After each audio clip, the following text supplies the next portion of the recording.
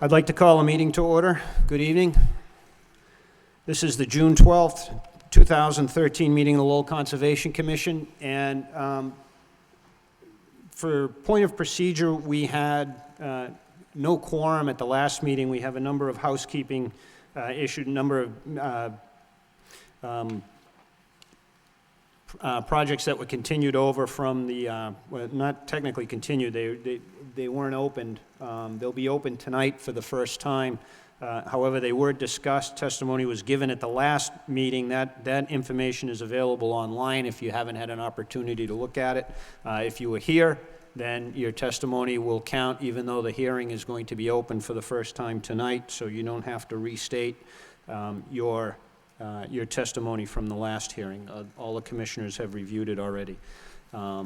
That being said, if you have a recording device, something that makes noise, kindly turn it off or silent. If it goes off during the meeting, I'm going to ask you to leave.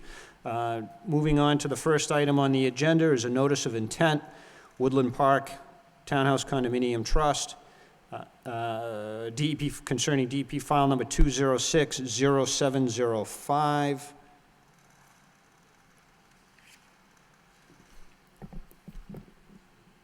Project location is 90 to 124 Swan Street, and it's replacement of an existing parking lot pavement within a wetland buffer zone and bordering vegetated wetland. And for those of you who can see what I'm wearing under my shirt, in the interest of puck drop, we're going to ask that you be as brief as possible, all right? Thank you.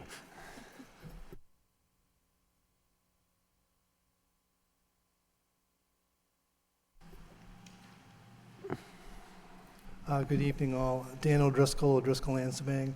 The last time we were here, we discussed a couple issues the commission had on the project. I believe we kind of ironed them out, except there wasn't a quorum to vote on the project, so nothing's changed since the last time we've been here.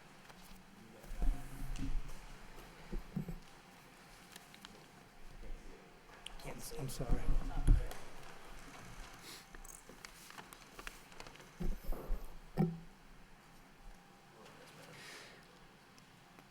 All right, so we have no further changes from the last meeting. I was satisfied at the last meeting. I'm going to open it up for final comments from the commissioners. Commissioner Varnum? I'd like to move to issue an order based on the plans and materials submitted. All right, I have a motion to issue a standard Lowell order. Do I have a second? Second. All right. Before I take that as a point of procedure, I'm going to have just ask, is there anyone here who would like to offer their comments or concerns for or against this project? Is there anyone here who would like to offer their comments or concerns for or against this project? Is there anyone here who would like to offer their comments or concerns for or against this project? All right, do I have a motion to close the public hearing? A motion to close the public hearing? All right, seconded Second. by Commissioner Parrish. Motion by Commissioner Bedrin. All in favor signify by saying aye. Aye. Aye. Aye. Opposed? The ayes have it. All right, now Commissioner Varnum's motion as seconded by Commissioner Lynch? Yes, okay. Any discussion? Any further discussion on that? All in favor? Commissioner Varnum? Aye. Chair is yes. Commissioner Lynch? Aye. Commissioner Bedrin? Aye. Commissioner Gordon? Aye. Commissioner Parrish? Aye. Okay, the ayes have it. They're all set. Okay, contact the office tomorrow, and they'll make sure that you get the order, and has to be recorded, and they'll go through those steps with you. All right, thank you, good luck.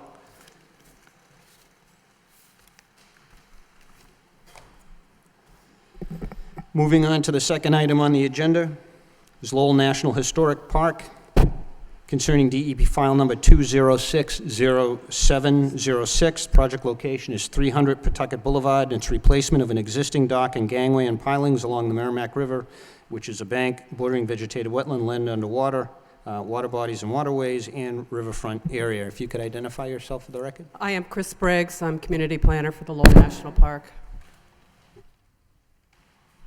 Do we have any changes from? No changes since. Okay, all right.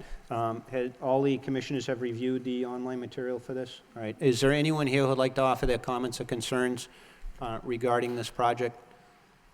This was a project, the national park is replacing pilings and extending what is it, the skiff It's an existing dock Yeah, that we're replacing. for access. All right, is there anyone here who'd like to offer their comments or concerns? Is there anyone here who'd like to offer their comments or concerns? Do I have a motion to close the public hearing? Motion to close the public hearing. By Commissioner by Commissioner Lynch, seconded by Commissioner Varnum. Any discussion? All in favor, signify by saying aye. Aye. Opposed? The ayes have it. Do I have a motion on this? I'd like to move to issue a Lowell standard order on this.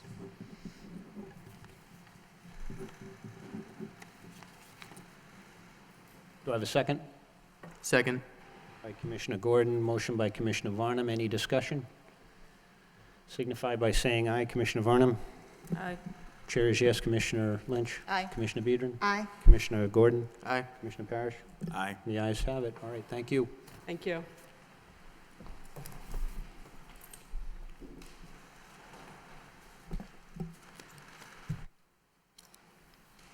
Moving on to the next item on the agenda is a request for determination of applicability, Swan Street Development Company LLC, regarding the project location is 61 Bigelow Street and 160.1 Swan Street. It's construction of a single-family residential development at 61 Bigelow Street and 160.1 Swan Street. This was sent out for a peer review. And we have the peer review back, and the applicant has requested a continuance to the June 26th hearing to digest and to work with the comments from the peer review process into and going forward on this project. But before we continue it, yes, sir, if you could identify yourself for the record? Yeah, I'm Tom Paragallo with LEC Environmental. I did the peer review, did the Oh, field good. work and the Oh, report. nice to meet you. So I just came in to report. All right, what, just briefly, what differences have you noticed from the applicant's RDA filing and the plan submitted with that? And I noted that your report dealt mainly with soil.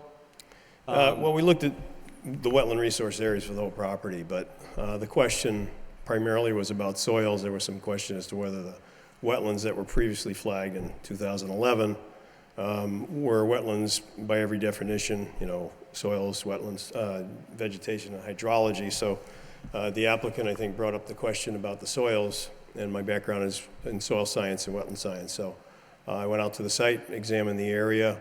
We flagged the boundary of the wetland resource area. It's a bordering vegetated wetland. It's connected to an adjacent stream. And the soils within that flag boundary that we did are considered hydric soils or wetland soils. So I guess we didn't agree with the applicant's opinion that they were not wetland soils. So we flagged that area. Okay, so you had a disagreement then with Yes. their secondary filing? Yeah, and that's been flagged, and the flags need to be located, obviously, and put on some kind of a plan.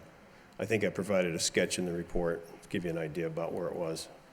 The flags, I would say, more or less conform closely to what was done in 2011. Might be a slightly less area, but I think that'll give you an idea. All right, I appreciate that. I found your report very readable, which was good. But no one seemed to focus on the plant life. It was mostly just soils. Well, we generalized the plant communities. It's pretty straightforward. It's skunk, cabbage, and jewelweed. I mean, it's, All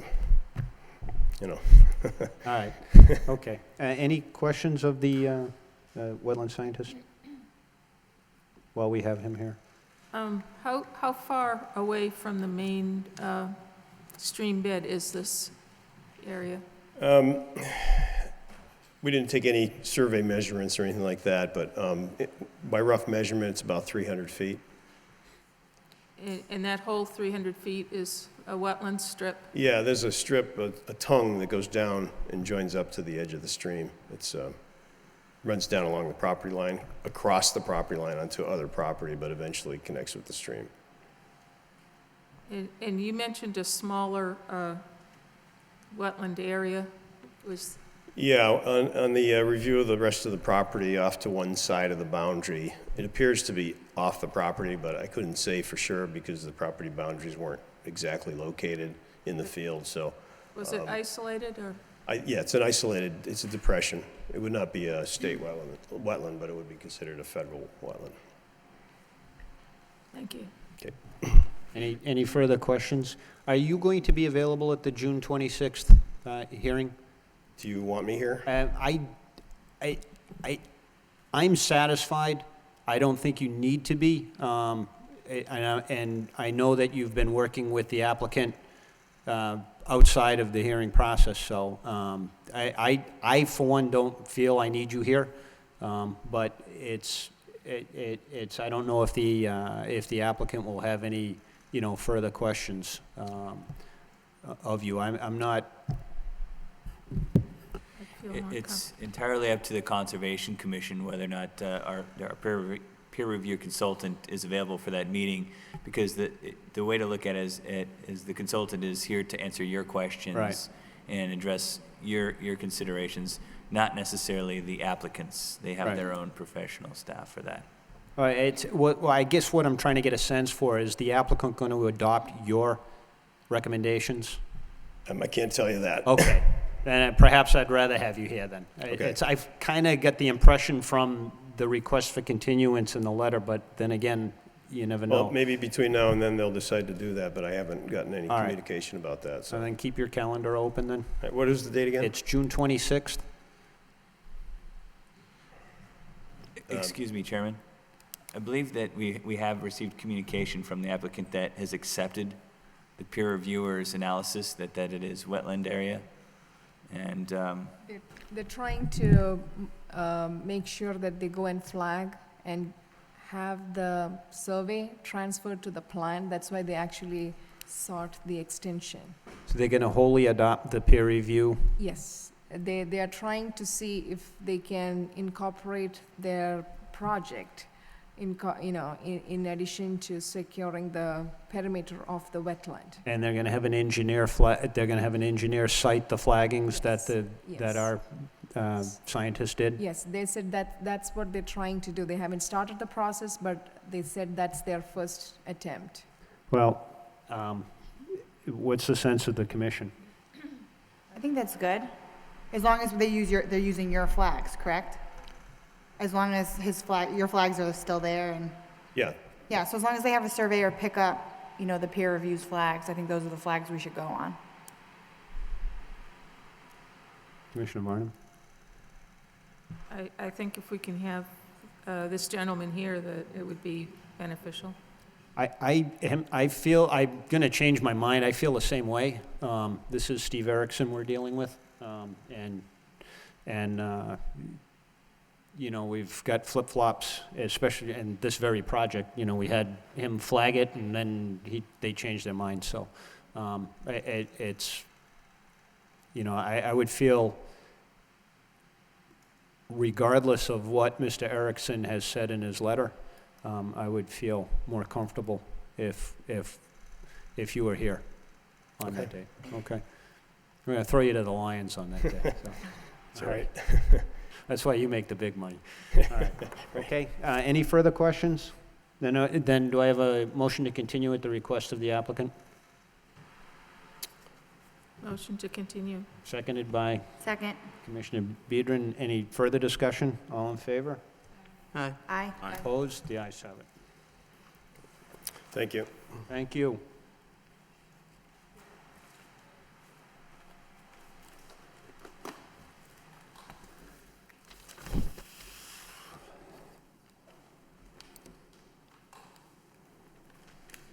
Moving on, a request for determination of applicability. National Grid, project location is 9 and 19 Cayenne Street. It's conduct soil boring, solid waste removal, and installation of fence within the wetland buffer zone and bordering vegetated wetland.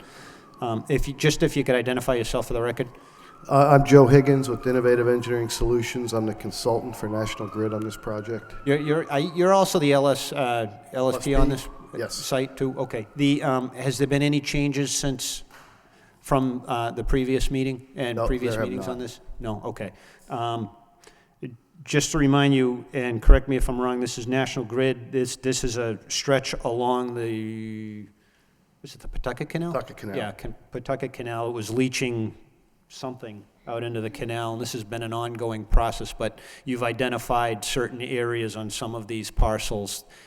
Not all of them are National Grid parcels, and right now you're going to be doing some test borings and removal into storage containers for removal off-site of materials at this time, correct? Yep, that's correct. We're just doing investigation right now. Right. Okay. And again, this was a prior meeting. To me, it seems that this is fairly straightforward, and it can be issued a -3. The bank is fairly well defined, and the site is fairly well contained. And we have a LSP directly on site, too, which is always a bonus. But any questions, any further questions? All right, do I have a motion on this? Move to issue a -3 on this project. All right, do I have a second? Second. By Commissioner Lynch. Any further discussion? All in favor signify by saying aye. Aye. Aye. Opposed? The ayes have it. All right, thank you. Thank you.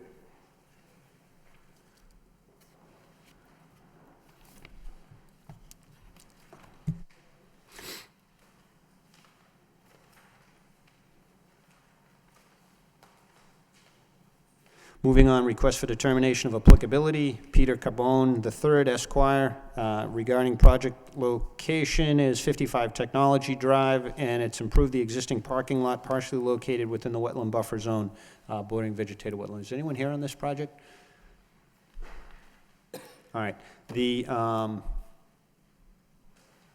This was a repaving. They've made very subtle reductions to the impervious, I mean, kind of minor in my opinion, but they're installing hooded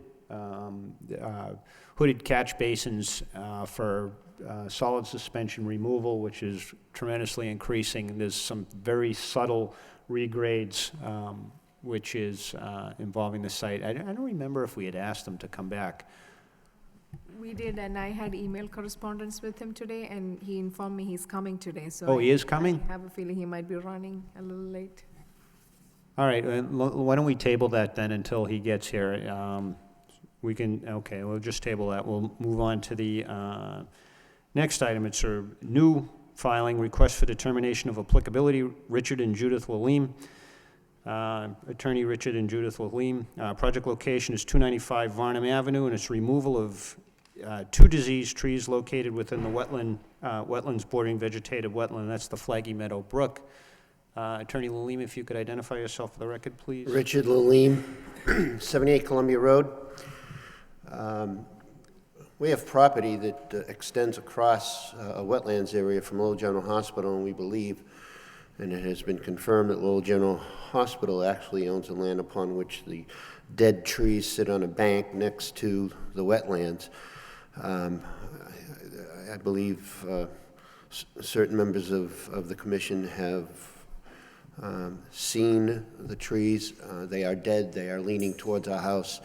We are asking permission to remove them. In addition, certain observations were made today of invasive growth and other dead portions of trees that are adjacent or right next to the same area. Now, I don't know how much you want to know. I became familiar with the area when I was 2 or 3 years old. There has been an incredible amount of tree growth that wasn't there when I was a kid. Now the trees seem to be coming in and almost choking the area.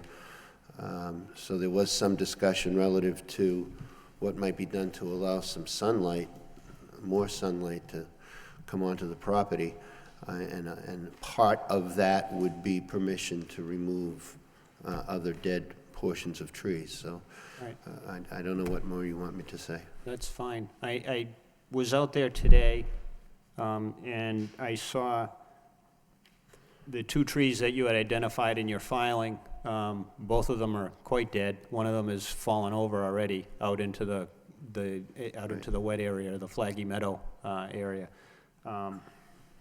I noted, though, you have a beautiful red maple in your backyard that's flourishing, but just beyond that, on the corner of your property, there's another red maple that has a double trunk, and that's got, it's half dead now. I noticed there's been a trunk that's snapped off. If you looked over the fence, you could see that, and it's all rotted. There was ants, and it was all rotted there. There's invasives growing up the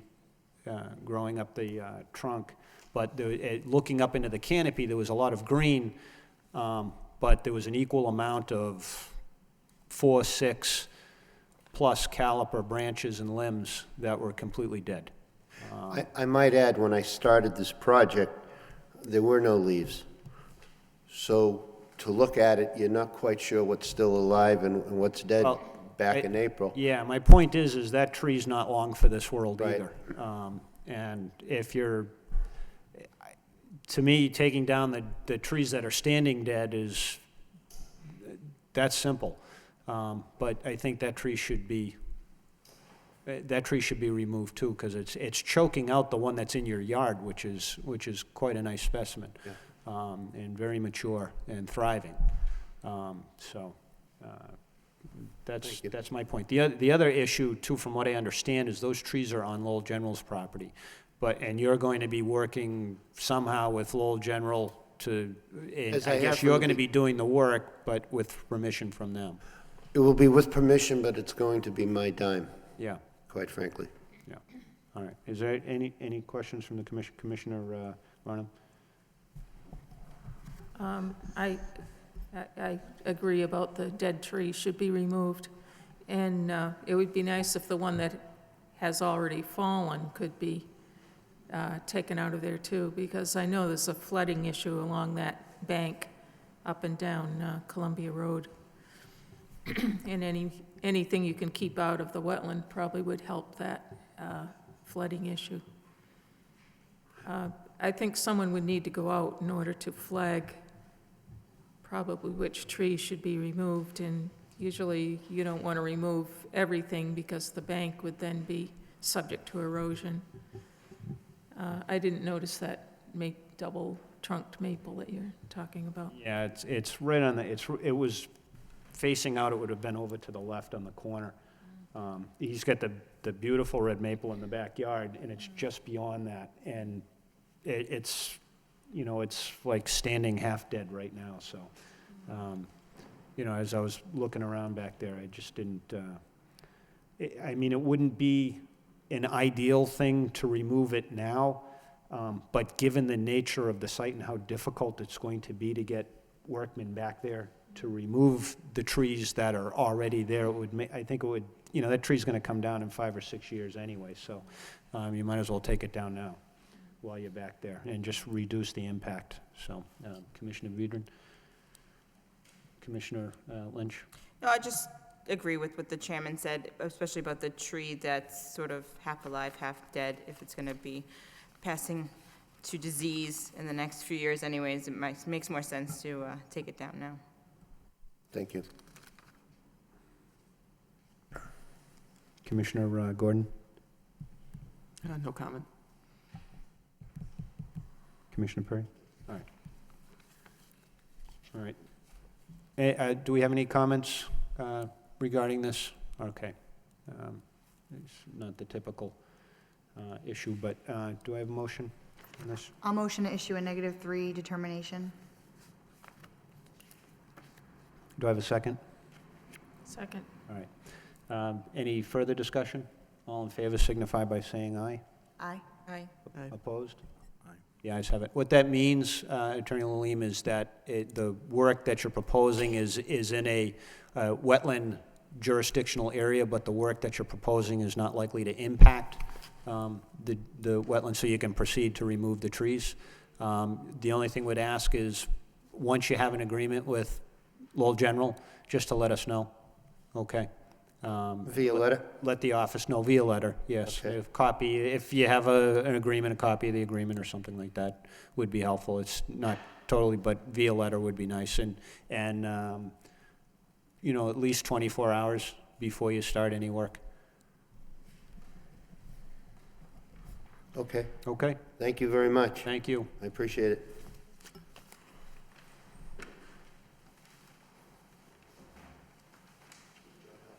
Coming back to Technology Drive, request for determination of applicability, excuse me, Peter Carbone III Esquire, regarding project location 55 Technology Drive, improve the existing parking lot partially located within the wetland buffer zone and bordering vegetative wetland.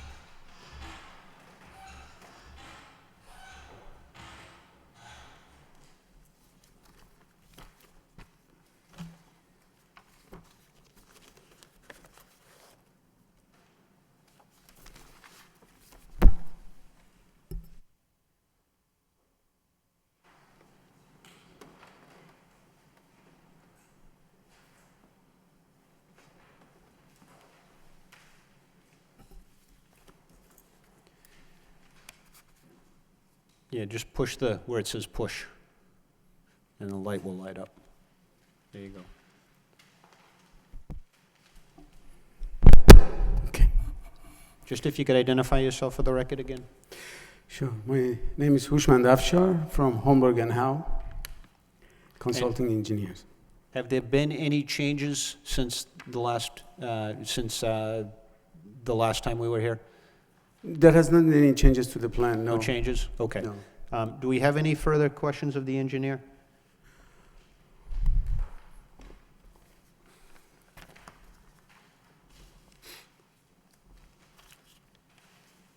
I have one. Commissioner Varnum? I had asked you last time about cutting of vegetation, and you said there was none planned except for to access the areas where you were going to be putting in your drainage. Is that still correct? That's correct. Okay.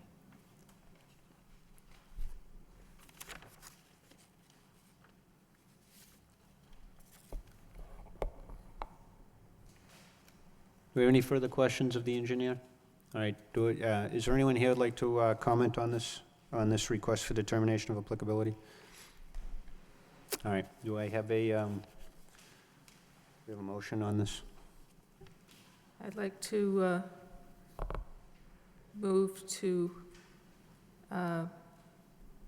issue a -3 with the stipulation that there'll be no cutting of vegetation on the slopes of the detention basin or in the buffer zone except as needed to access the work areas without prior approval of the Lowell Conservation Commission.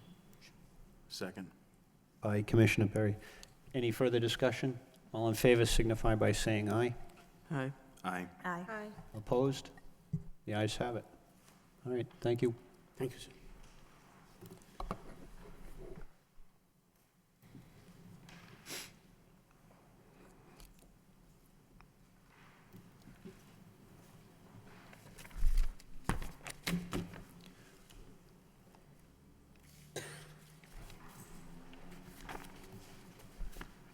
Moving on to the next item on the agenda is a request for determination of applicability. Catherine Russell, 40 Lexington Avenue. Project location is 40 Lexington Avenue, and it's leveling and repaving of a driveway located within a 100-year floodplain, land subject to flooding. Is there anyone here on this tonight? There may not be. Have we had, I understand the residents of are both elderly, and the gentleman I spoke to today was almost non-ambulatory, so. They may not have been able to make it to the meeting this evening. I thought the contractor installing the paving might be, but. Would be here, yeah. But He was, no, this is a new filing. All right, this is,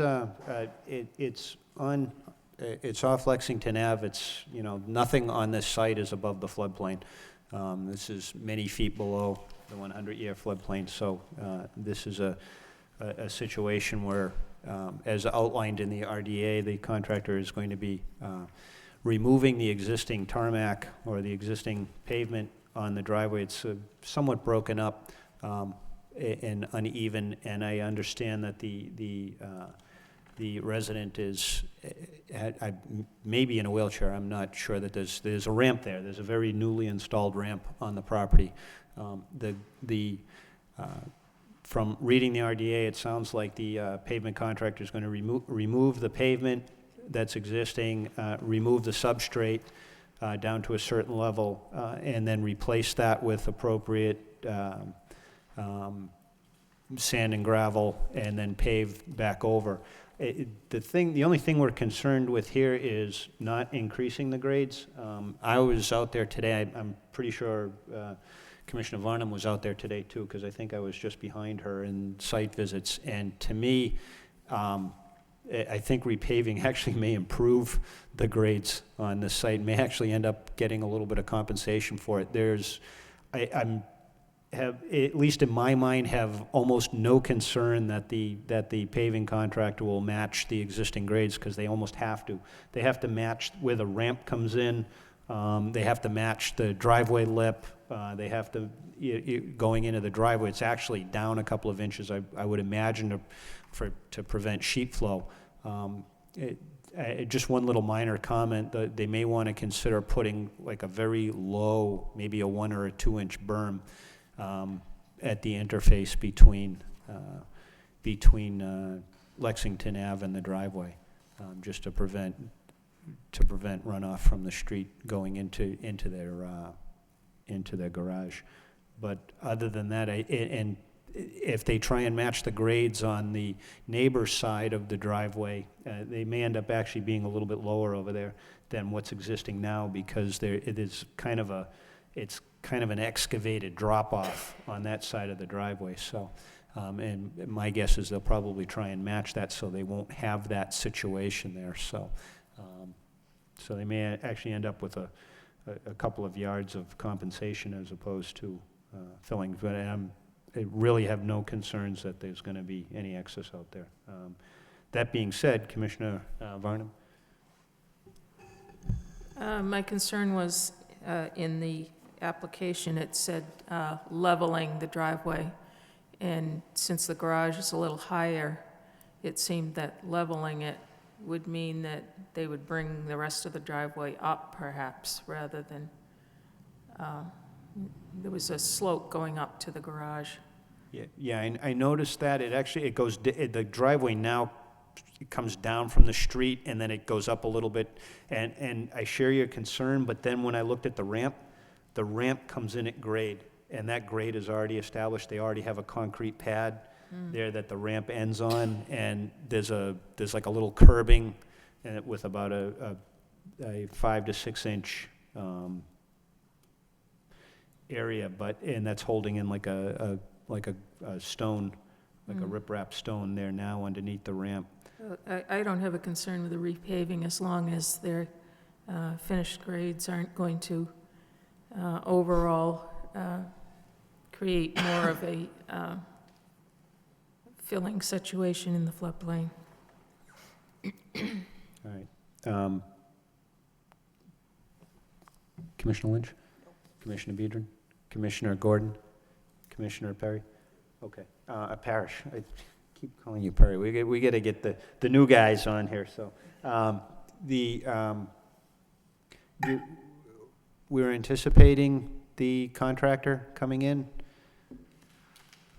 I had, but I don't know if something came up. We didn't receive any communication today, and whether or not they would be able to or not. All right. I share Commissioner Varnum's concerns. I really would like someone here before we issue an order, just so we can reiterate that the importance to match the grades.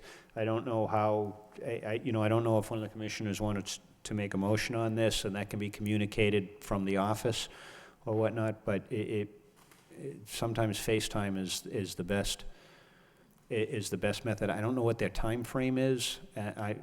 you know, and as I said, the gentleman I spoke to today, I would have been shocked if I had seen him here tonight, so, I think their time frame is the summer. Yeah. They want to get it done this summer. I think they're a little anxious to get going. He had indicated that his a brother, I guess, had fallen on the driveway a couple of weeks ago or something and got injured, so I think they're a little anxious to get going here too, so it's somewhat of a safety issue for them too, so you know, normally I would prefer someone to be here, but I'm somewhat sympathetic to the situation. I spoke to the gentleman today, and he seemed, he didn't give me a time frame. He didn't really seem to know, but he seemed very anxious to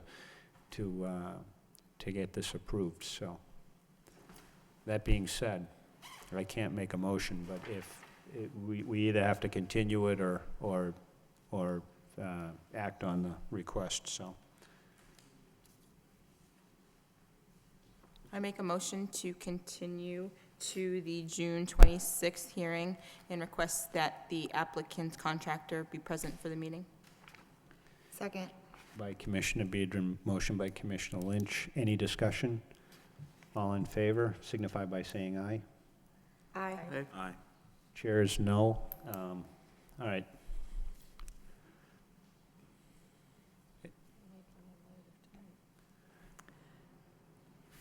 That's continued to June 26th.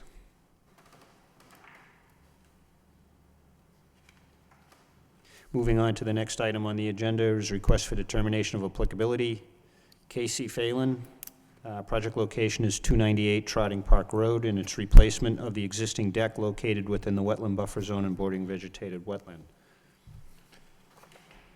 Yes, sir, if you could identify yourself for the record. Casey Phelan, 298 Trotting Park Road. All right, I was out there today, and I know some of the other commissioners were out there. I guess I met your neighbor or your neighbor's landscaper, one or the other, so they were doing some hedge trimming, so why don't you tell us what you're proposing to do here? The deck that was on the house was rotted and falling apart, and it wasn't flashed properly, so it was causing damage to my house, mold. I'm planning on rebuilding it using a vinyl product. Cut the size so we won't have to do any trimming in the backyard, and just rebuild the porch where it was. The same size? Are you increasing the size at all? Increasing it by 2 feet on one side and 2.5 feet on the other side, or 4 feet on the other side. It was a 12 by 12 deck. We're gonna do a 14 by 16 deck, if we're allowed. I noticed from your drawing, are you matching the L that the living room is in? With the plans for the deck, sir?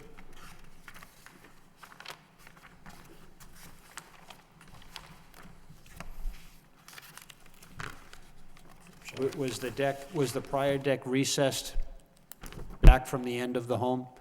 The deck was 2 feet back. Okay, you're gonna bring it right up to We're the... gonna bring it to the edge, yeah, if we Okay. can.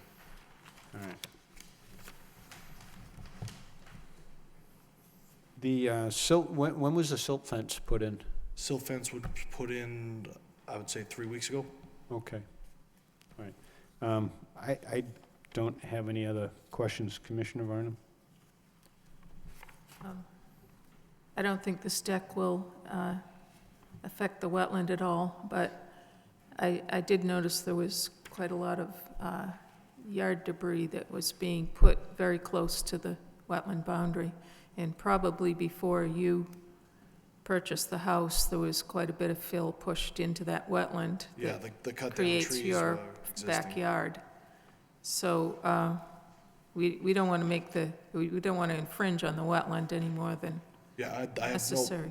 I have no plans to do anything else to the yard. Yeah, well, it's lawn clippings.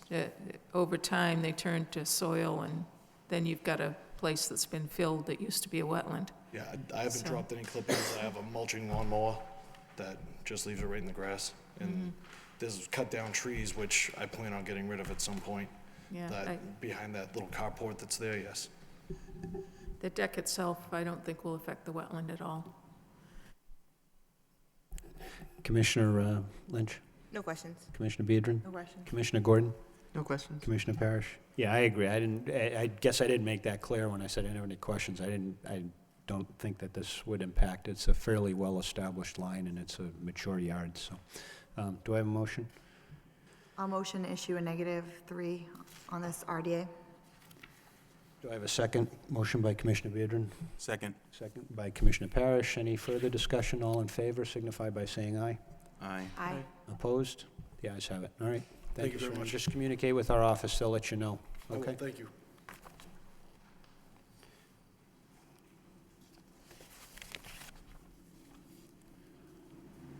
Moving on to the next item on the agenda is a request for determination of applicability.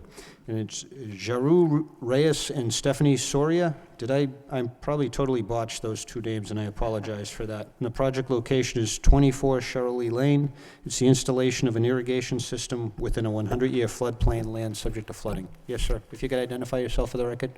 Hi, my name is Jairo Reyes. Okay, I'm take your word for that one. No problem. All right, why don't you tell us what you're doing out there? Well, the edge of the house, when it rains hard, it erodes and the soil is a little unstable. So I want to put in place, which is already a sprinkler system to make sure the grass grow and stabilize the soil. So that's the whole purpose of it, besides the green lawn. All right, okay, couple things going on. I was out there today, so, and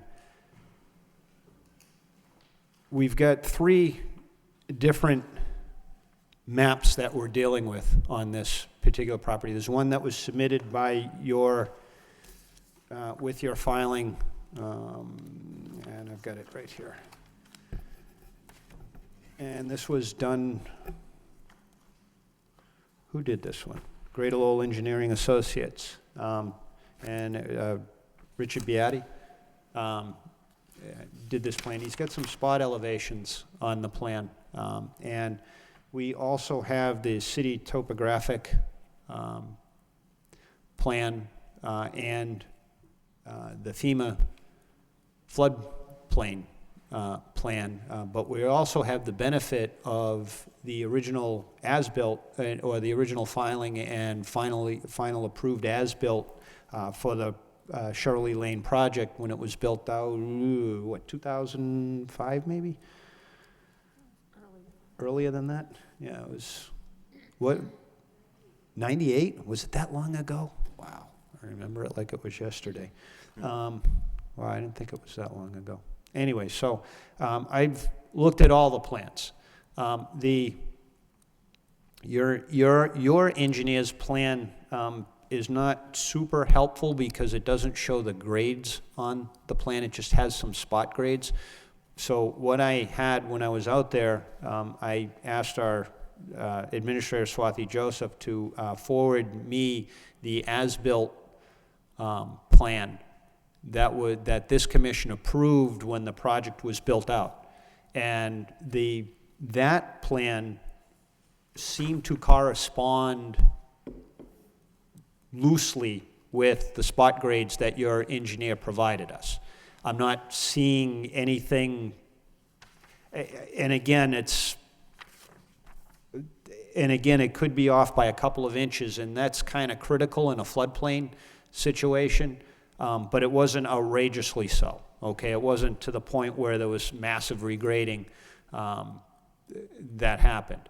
From what I understand, you had a couple of dump truck loads of loam that were brought in to reseed the lawn over the irrigation system. Is that correct? No, the dump on the side of the driveway. Yeah. It was that was erosion. They repair that. They pad it. For the irrigation system, there was no field installed. Okay. Well, it seemed like there was a lot of fresh loam under the new grass, what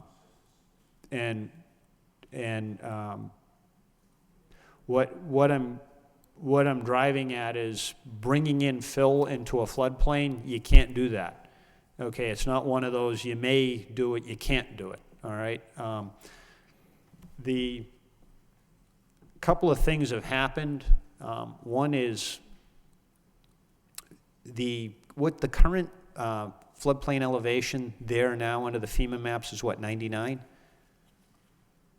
So FEMA decreased by a foot, by approximately a foot. So that's kind of in your benefit.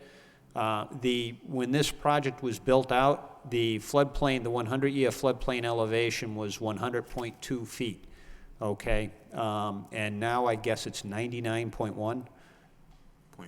Is that correct? Yes, it's just over 99. Yeah. There's a problem, though, and that's sort of in your favor, and to me, it says that there's not much of your site where you did your work.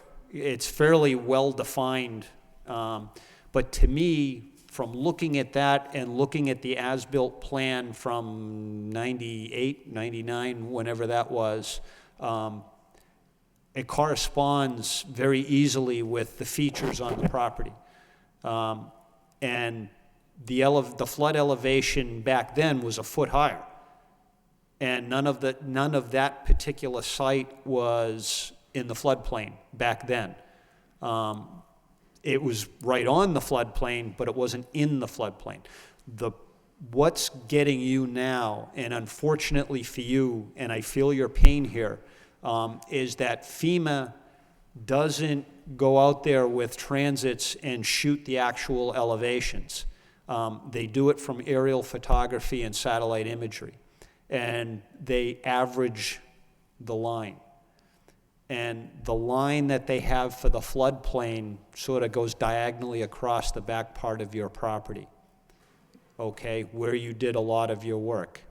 What you need to do, and again, unfortunately, we don't have any discretion in this. We can make a recommendation, but we can't approve what you did.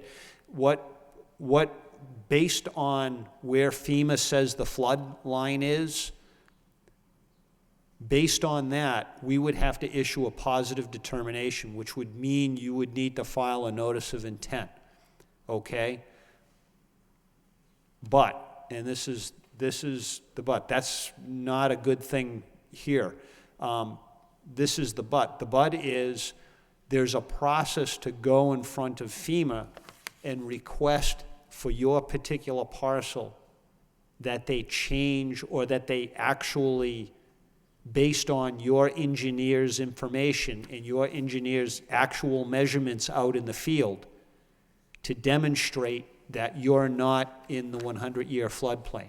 It's done on a property-by-property basis, but you have to make a formal request. It's called a letter of map change or a letter of map amendment, okay? But you have to do that with FEMA. We can make a recommendation that we agree with that change, but we can't here rule on the RDA and say, no, we find that the act doesn't apply, because the FEMA map shows that the work that was done and shows your yard is in the floodplain. Despite the fact, what I just said, that in my own mind, I'm convinced you're not. But we have to go by the FEMA line, because they're the authority for a floodplain issue, okay? Okay. So, as I said, their line is sort of an average. It's not based on, we used to base it on actual elevations and an actual profile, but the federal law changed about 5 or 6 years ago, and we no longer use that process anymore, okay? We now go by the FEMA, what the FEMA map says. And for folks like you that are right on the line, you're left in that situation where you have to request this process for FEMA to agree to remove it. It's a fairly straightforward process with FEMA. Your engineer has probably done them before. He submits contours, and he submits the actual site elevations, and based on that, and based on the knowledge of what the 100-year floodplain elevation is, FEMA will then modify their plan and issue you a letter indicating that your property is no longer in the floodplain. That's also important for another reason too, because you will eventually, if you have a mortgage on your property, and your homeowner's insurance will be required to buy flood insurance. And that's incredibly expensive, as opposed to just regular homeowner's insurance to protect it. You know, you're talking a $1,000 policy or a $4,000 policy, okay, with the flood insurance provision on it, okay? So that's in your interest to do that anyway, okay? Okay. But we don't have any discretion. We can't issue a negative determination here because the FEMA map clearly shows your property to be in a floodplain, okay? Can you, I don't know which map is that, can you show me? It's available online, actually, and it's the city GIS also has the FEMA floodplain overlay. So my entire property is on the floodplain? At the back, here's Cheryl Lee Lane. Yeah. It roughly runs about there, okay? It roughly goes diagonal across the back part of your property. Oh, okay. Okay? Oh, I see it, yes. Okay? And as you can clearly see, that's the 99 contour, and it's crossing over. Other contours don't do that. I mean, they follow an elevation, and this clearly goes across contours.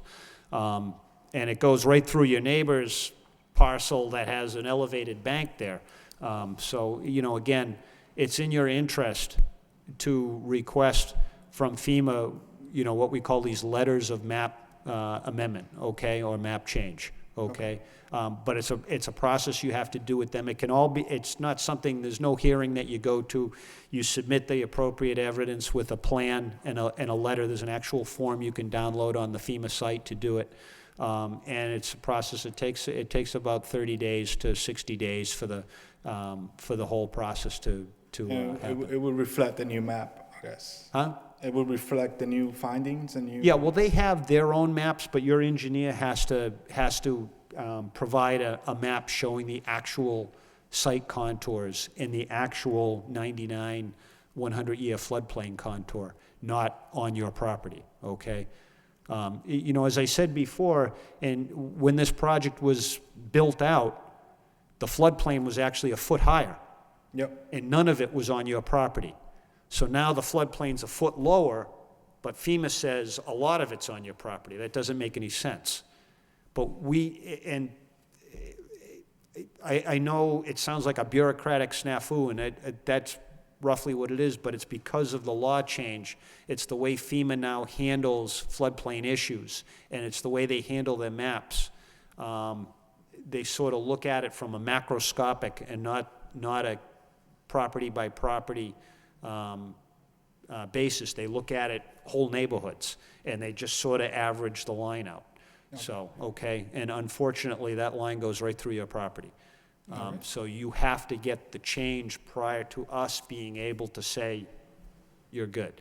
But I do not see how would the sprinkler system affect the floodplain or... Okay, you brought in fill into an area that's under the FEMA map is a floodplain, okay? You wouldn't want to be in a situation where you were given an order to remove the sprinkler system, okay? Yeah. So you need to get that letter of map change, okay? And as I said, there's an ancillary reason to do that, and that's because you're going to get a letter from your mortgage company somewhere along the way saying you need to get flood insurance, okay? And you certainly don't want to have to do that either, okay? Okay. But does it really matter where the fill was placed? Because it was placed next to the garage. I mean, not the garage. Yeah, it matters, because from what I saw, all the fresh disturbed and the new grass and whatnot was predominantly in the area that FEMA says is a floodplain, okay? you would have to file a notice of intent to have the work done that you did. You filed a request for determination of applicability. What I'm telling you is the FEMA map says you're in a floodplain. We don't have discretion. We would issue a positive determination, and you would have to file a notice of intent for the work that you've already done or intend to do in the future. Okay? And that's a whole nother process. There's filing fees involved with all of that that far exceed what has, you know, the RDA that you filed. Okay? What I would suggest we would do with this tonight is continue it generally. You go to FEMA, get your letter of map change, and then you come back with that, and then we can issue a negative determination at that point in time, okay? What does that mean, a negative? It means it's non-jurisdictional. It's not a floodplain issue for us, okay? Okay. It's a good thing for you. So I just do the map upgrade. Right, but see, FEMA's telling us you're in a floodplain. My mind in being able to read maps and read elevations, we've been doing this for a very long time, tells me you're not in a floodplain. But you need to demonstrate that to FEMA. You need to say, hey, FEMA, I'm not in a floodplain. You've got the line going through my yard, but I'm not in one. Sure. Could you kindly adjust it?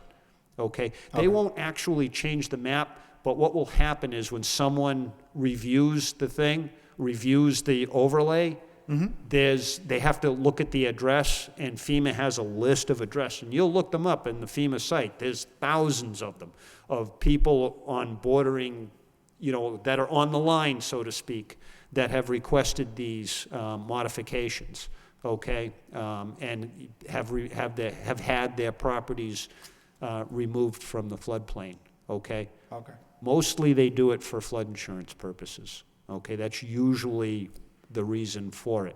That hasn't happened to you yet. This was on you had done some work in this area. Anytime you bring in fill and go digging and bring in wheelbarrows and dump trucks and stuff into a floodplain, we get involved, and we get involved very quickly, okay? Yep.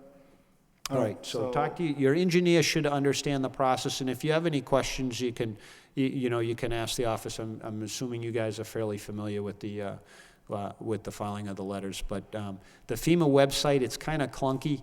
It's not very easy to navigate, but if you spend a little bit of time on it, you'll figure it out. So this form is on the website. I'm able to download and send out the information. Yeah, to it's them? a fairly simple process, and your engineer does most of the heavy lifting. He has to prepare an engineered plan according to FEMA specifications showing the elevations, okay?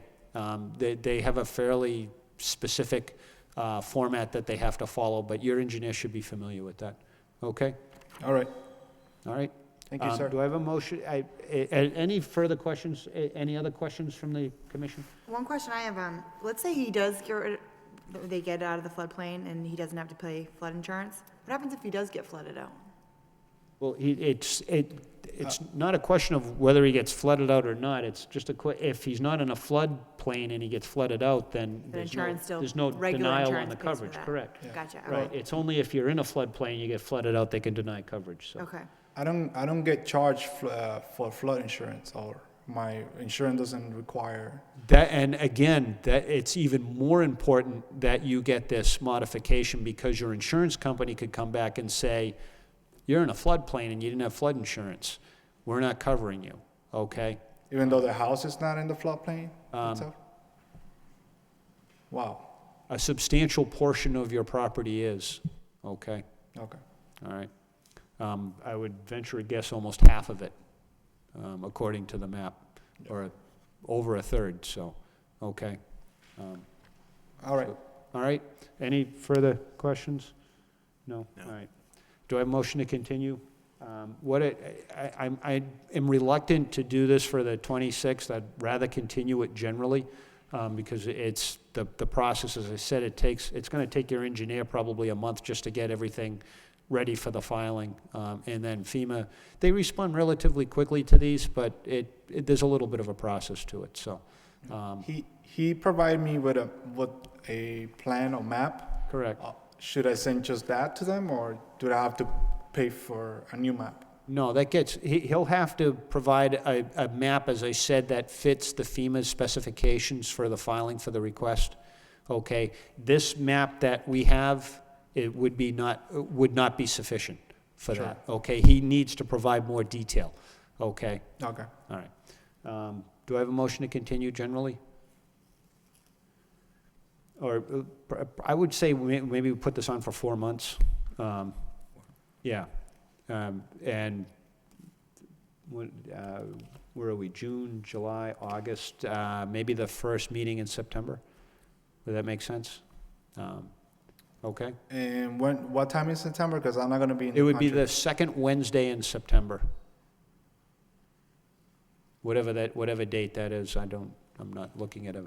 Oh, okay. Because I'm not sure if I'm going to be here in the country in September and during the first part of September. Okay, how about then how about the fourth Wednesday? Would you be back by then? I should be back. All right, let's do it for then. Or you can do the first in October. Huh?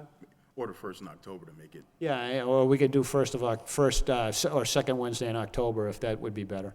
Yeah, I'll speak to the engineer and see how fast the process, and then so I was working with Joseph. All right, why don't we do it for the first meeting in October? Okay? All right? Okay. Okay, good luck. Thank you. Do I have a motion to continue? Motion to continue. All right, seconded by Commissioner Lynch. All in favor, say aye. Opposed, the ayes have it. Okay, thank you. All right.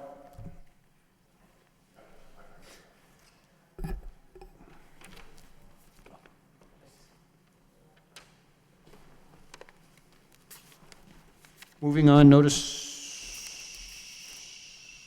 sure I have the right agenda here. Moving on, notice of intent, Lowell Regional Water Utility, concerning DEP file number 2060707. Project location is 178 Stackpole Street and 1600 VFW Highway, and its upgrade infrastructure at Stackpole Street Pump Station, existing waterline crossing the Merrimack River, and infrastructure on the northern bank of the river, which requires a temporary dam for accessibility. Jurisdictional areas are bank land under water bodies and waterways, and bordering vegetated wetlands and riverfront areas. Anyone here from the wastewater, the water utility, not the wastewater utility? Is anyone coming in They on will that? be here tonight. They may be a little bit later on the agenda, but I know All right. that they are going to be at this meeting. Okay, let's table that one. Moving on, notice of intent, New England Power Company, 40 Sylvan Road, concerning DEP file number 2060708. The project location is 21 York Avenue, also 119 Chatham Street, also 160 Old Canal Drive, and its replacement of 6 existing wood poles and steel structures requiring caisson foundations within bordering vegetated wetlands or wetland buffer, bordering vegetated wetlands. I'm going to make a note, even though this is not under the not on the agenda, that this is also a floodplain issue too. So the Old Canal Drive area is floodplain, according to the FEMA maps. So, all right, if you could kindly identify yourself for the record. Lee Curtis with BSC Group, representing New England Power Company, also known as National Grid, but I will refer to them as NEP in this presentation because it's shorter. NEP is conducting a maintenance project, pole repair and replacement on their A153 and I-161 corridor in various towns, Lowell included. As stated in the cover letter of the notice of intent package, the majority of this work is exempt and poles will be replaced in kind within the same footprint. However, the NOI was submitted for the replacement of 6 wood poles with 6 steel poles. Since these poles are steel, they will require concrete, rebar, caisson foundations, which result in a larger footprint than the existing wood poles, approximately 6 to 8 feet for each foundation. They're not all fully designed, and they'll all vary slightly in size, but they will be 8 feet or less in diameter. These poles are pole 62, 67, 75 on the A153 line, poles 26, 31, and 39 on the I-161 lines. I think I covered the general footprint. So we have 2 poles in BVW. They're not fully within BVW, but since National Grid does not design maintenance projects. We just did the maximum amount for each foundation. So it's probably just portions of the caisson that are going to be within the BBW, but we did the full 100 square feet just to make sure we covered the maximum footprint of disturbance. And although it is mapped as floodplain, it is not within BLSF because BLSF extends from BBW. And we also have 201 square feet of buffer zone impact. We're proposing a 100 square foot replication area. All work will be within the existing maintained transmission line right-of-way. Erosion and sediment controls will be installed, and all their general BMPs will be implemented. Also, BSC will be inspecting the project weekly and generating reports. If the commission would like to be copied on those reports, that's totally fine with us and with National Grid. Essentially, that's the presentation. It's fairly simple unless you have any specific questions. Yeah, a couple.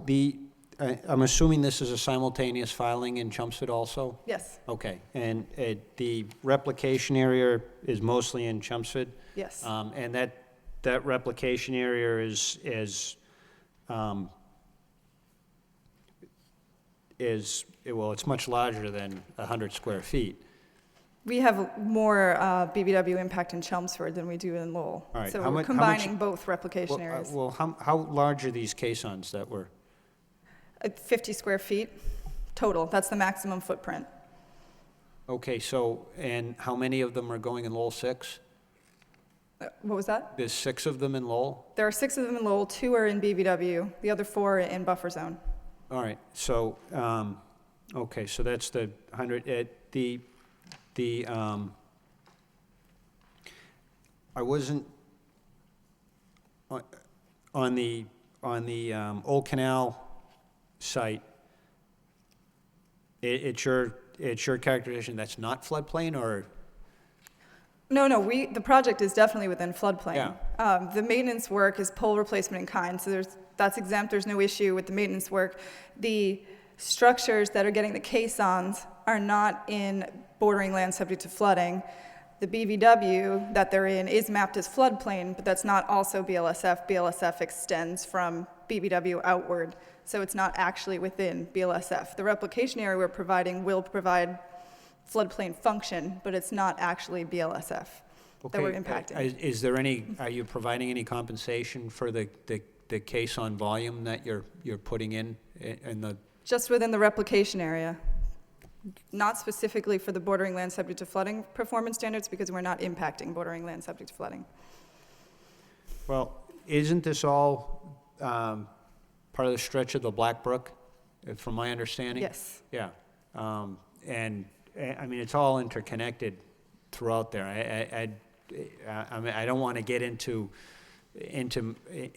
a discussion over it. I mean, we've spent a lot of time with the state when they were doing the Route 3 widening, but a lot of these areas, they're interconnected with, whether they're in Lowell or, in Chelmsford, because the line kind of zigzags along there. It's, it's in Lowell, it's in Chelmsford, it's in Lowell, it's in Chelmsford. So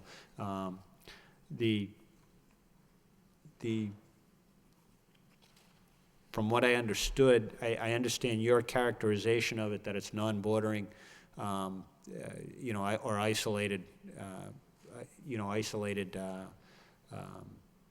floodplain, but, or non-bordering floodplain, but I disagree with that characterization, and I think compensation should be provided within the same, and not wetland replication, but flood compensation, to the extent you've got a 100 square foot caisson. I don't know what your elevation is. 50 square feet, sorry. Huh? It's 50 square feet per each caisson, not 100. Oh, 50 square feet, I'm sorry. That's an odd number. Are they square, or? No, they're circular, but that's the Oh, all right. approximate Okay, all right. square footage. But I don't know what their elevation is, so I don't know the volume. Approximately a 1 foot rise. All right, so you're 50 cubic feet of fill, and you have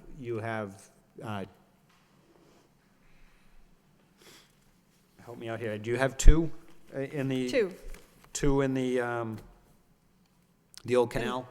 In BVW and also within the floodplain. Yeah. Not technically within BLSF, yes. I would like to see compensation. Okay. I can talk to the client. I just wanted to mention that's not my characterization. That is the definition in the Wetlands Protection Act.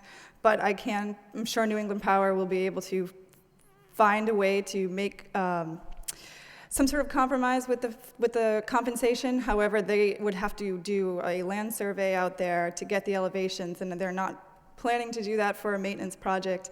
I could check with them on it. It's something we did evaluate just to make sure we weren't within bordering land subject to flooding, but Yeah, if it's something that... Well, see, that's where I disagree with the characterization that it's not bordering, and that whole area is, you know, we get one beaver downstream in there, and people are getting water, you know, in their yards that haven't had water for 70 years, and it's this cumulative effect. This whole Blackbrook watershed is interconnected, whether the engineering shows it or not. It's through groundwater, it's through underground tributaries, it's interconnected. It's the subtle chipping away, you know, 50 cubic feet here, 50 cubic feet there, and, you know, and people are getting water coming in their basement windows when they've never had that before.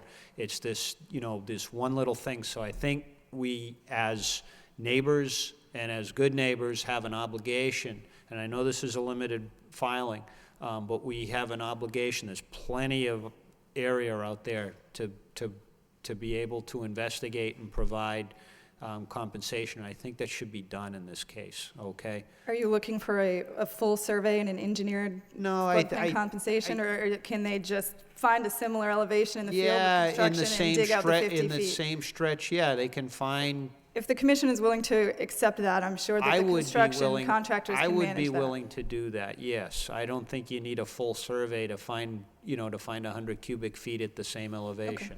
Okay. That's totally fine. If I were to have to, I can't authorize a survey for them, but I can definitely say the contractor can take care of that. Some sites are unworkable, but you're a couple of thousand feet here, you know, along the. There are a lot of wetlands, but I'm sure we can find an area near one of the structures to make that happen. All right. Those are my only comments. Commissioner Varnum? Commissioner Lynch, Commissioner Bedrin? It says there's an upland access road on some of the plans, but it's not on all the plans. Will there be any clearing required? No. No? No. Okay. They're using their existing roads. Okay, so is there an upland access road throughout? There are, for the access to these structures, they're mostly upland access roads. You can see them on the plan, and I think we also provided blow-ups because the plan scale is kind of hard to read. Yeah. But where there, I don't know the specifics, but the maintenance project that's going to be out there at the same time, which is covering 5 towns, if the mats are down for that project, so they will install swamp mats to access every structure that's being maintained and replaced in kind. They'll use those swamp mats to access structures as necessary. There won't be installing any additional mats or roads or clearing outside or of existing roads or adding additional fill, with the exception of the temporary swamp mats for the maintenance project. Okay. It did say if you don't use mats, you will put up erosion control on your fence. Correct, Okay. yes. And then how are you going to access? Are they excavators or big machines or? They have various equipment. They will have, they have to get concrete trucks out there. They'll have bucket trucks. They'll have cranes to erect the structures. So it would be various, somewhat heavy equipment. Yeah. And then that's my next question. You'll be casting in place. There won't be any precast? Correct. Okay. Okay. Commissioner Gordon? Commissioner Parrish? Okay. Just one final comment, and we're overly concerned with corporate boundaries, but water isn't, and I don't really care, for me, if the compensation area is in Chelmsford as opposed to Lowell. When the Route 3 corridor went through, there was a lot of trade-offs between the various towns. You know, some got excess, some lost some.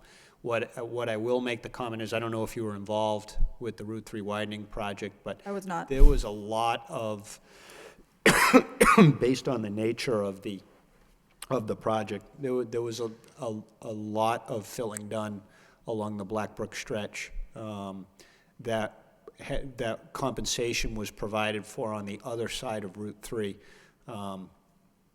And I never felt it was an ideal situation, but the local conservation commissions were all requested to issue denials, because they consolidated the project in front of the DEP directly. So all the various town projects were handled as one large superseding order. So, and we just got the bits and pieces of information as it came down. But the thing I want to note is that some towns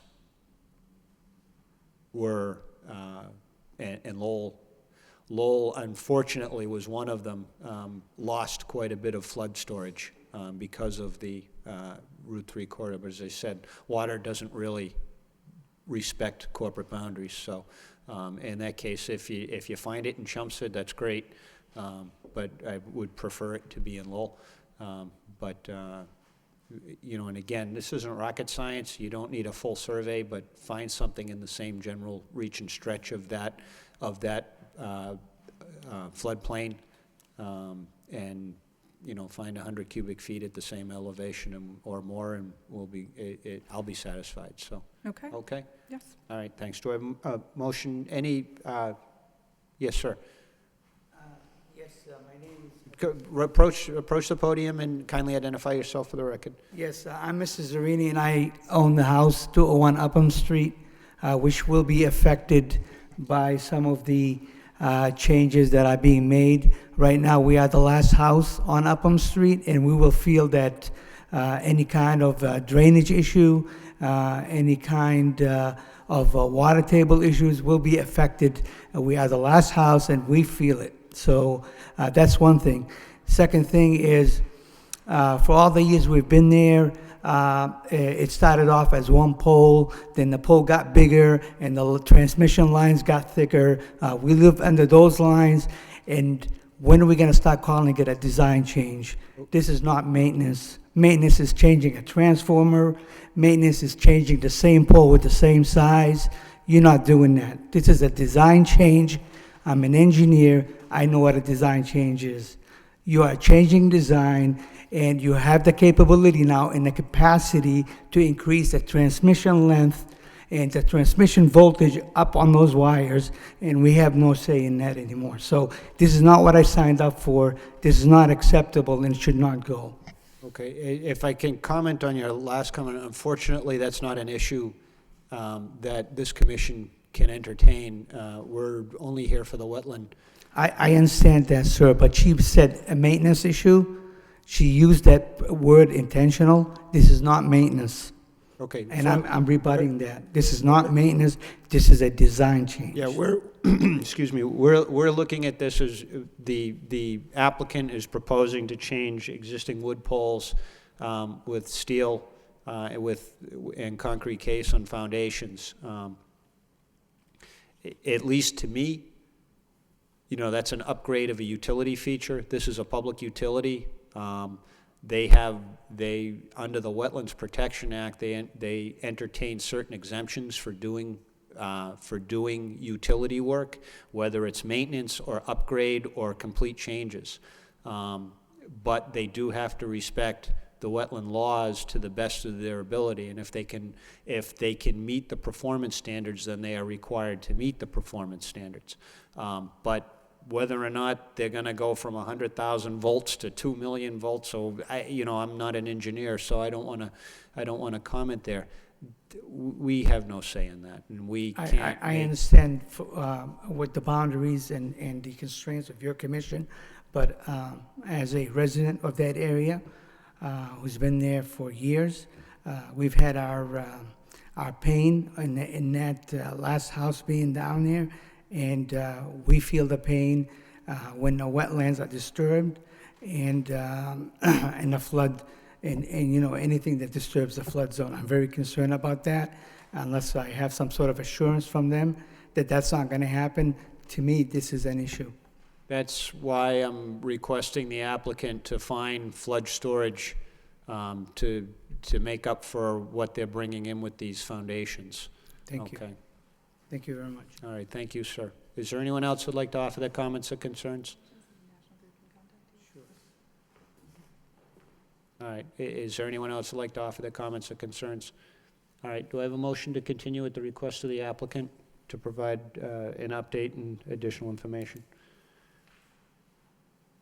Motion to continue. By Commissioner Varnum, seconded Second. by Commissioner Beardron. All in favor signify by saying aye. Aye. Opposed, the ayes have it. When do you think you can get this information back to us? Are you just looking for the location of the floodplain storage on plans? Is that Yeah, additional and information? a detail showing the cuts and where they're going to be. Again, Well, we it's could an definitely- it's an engineered plan, but it's not a huge undertaking. We've got single solo practitioners do this for homeowners all the time, so it's a fairly simple thing to do, and you're not talking a huge volume, but it's a significant volume, and to the DEP, the volume of 1 foot diameter sonotube is significant. You have to provide compensation, so. We should be able to get you plans within 2 weeks, as long as we don't need a full survey. Okay. So for the June 26th meeting. Okay, thank you. Thank you.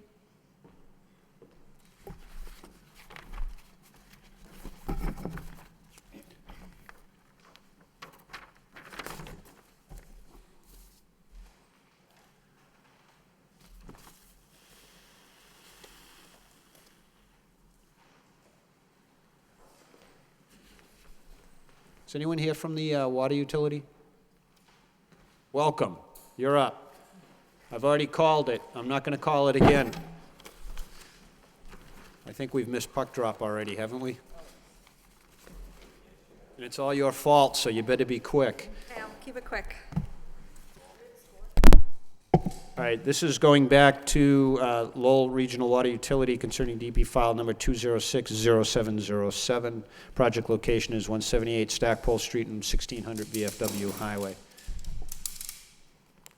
If you could both identify yourselves for the record and let us know what you're doing. I'm Bridget Mitchell, and this is Todd Prokop. We're both with Woodard & Kern.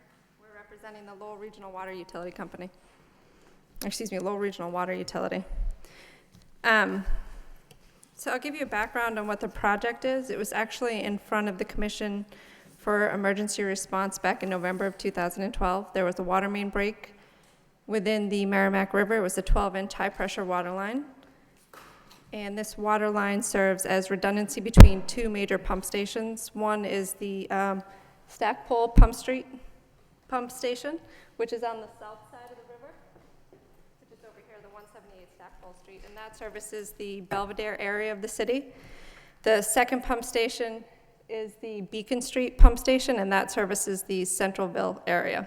So the 12-inch line that broke within the Merrimack River provides redundancy for those 2 pump stations. So if something happened at one of the pump stations, the other pump station could kick in and provide service.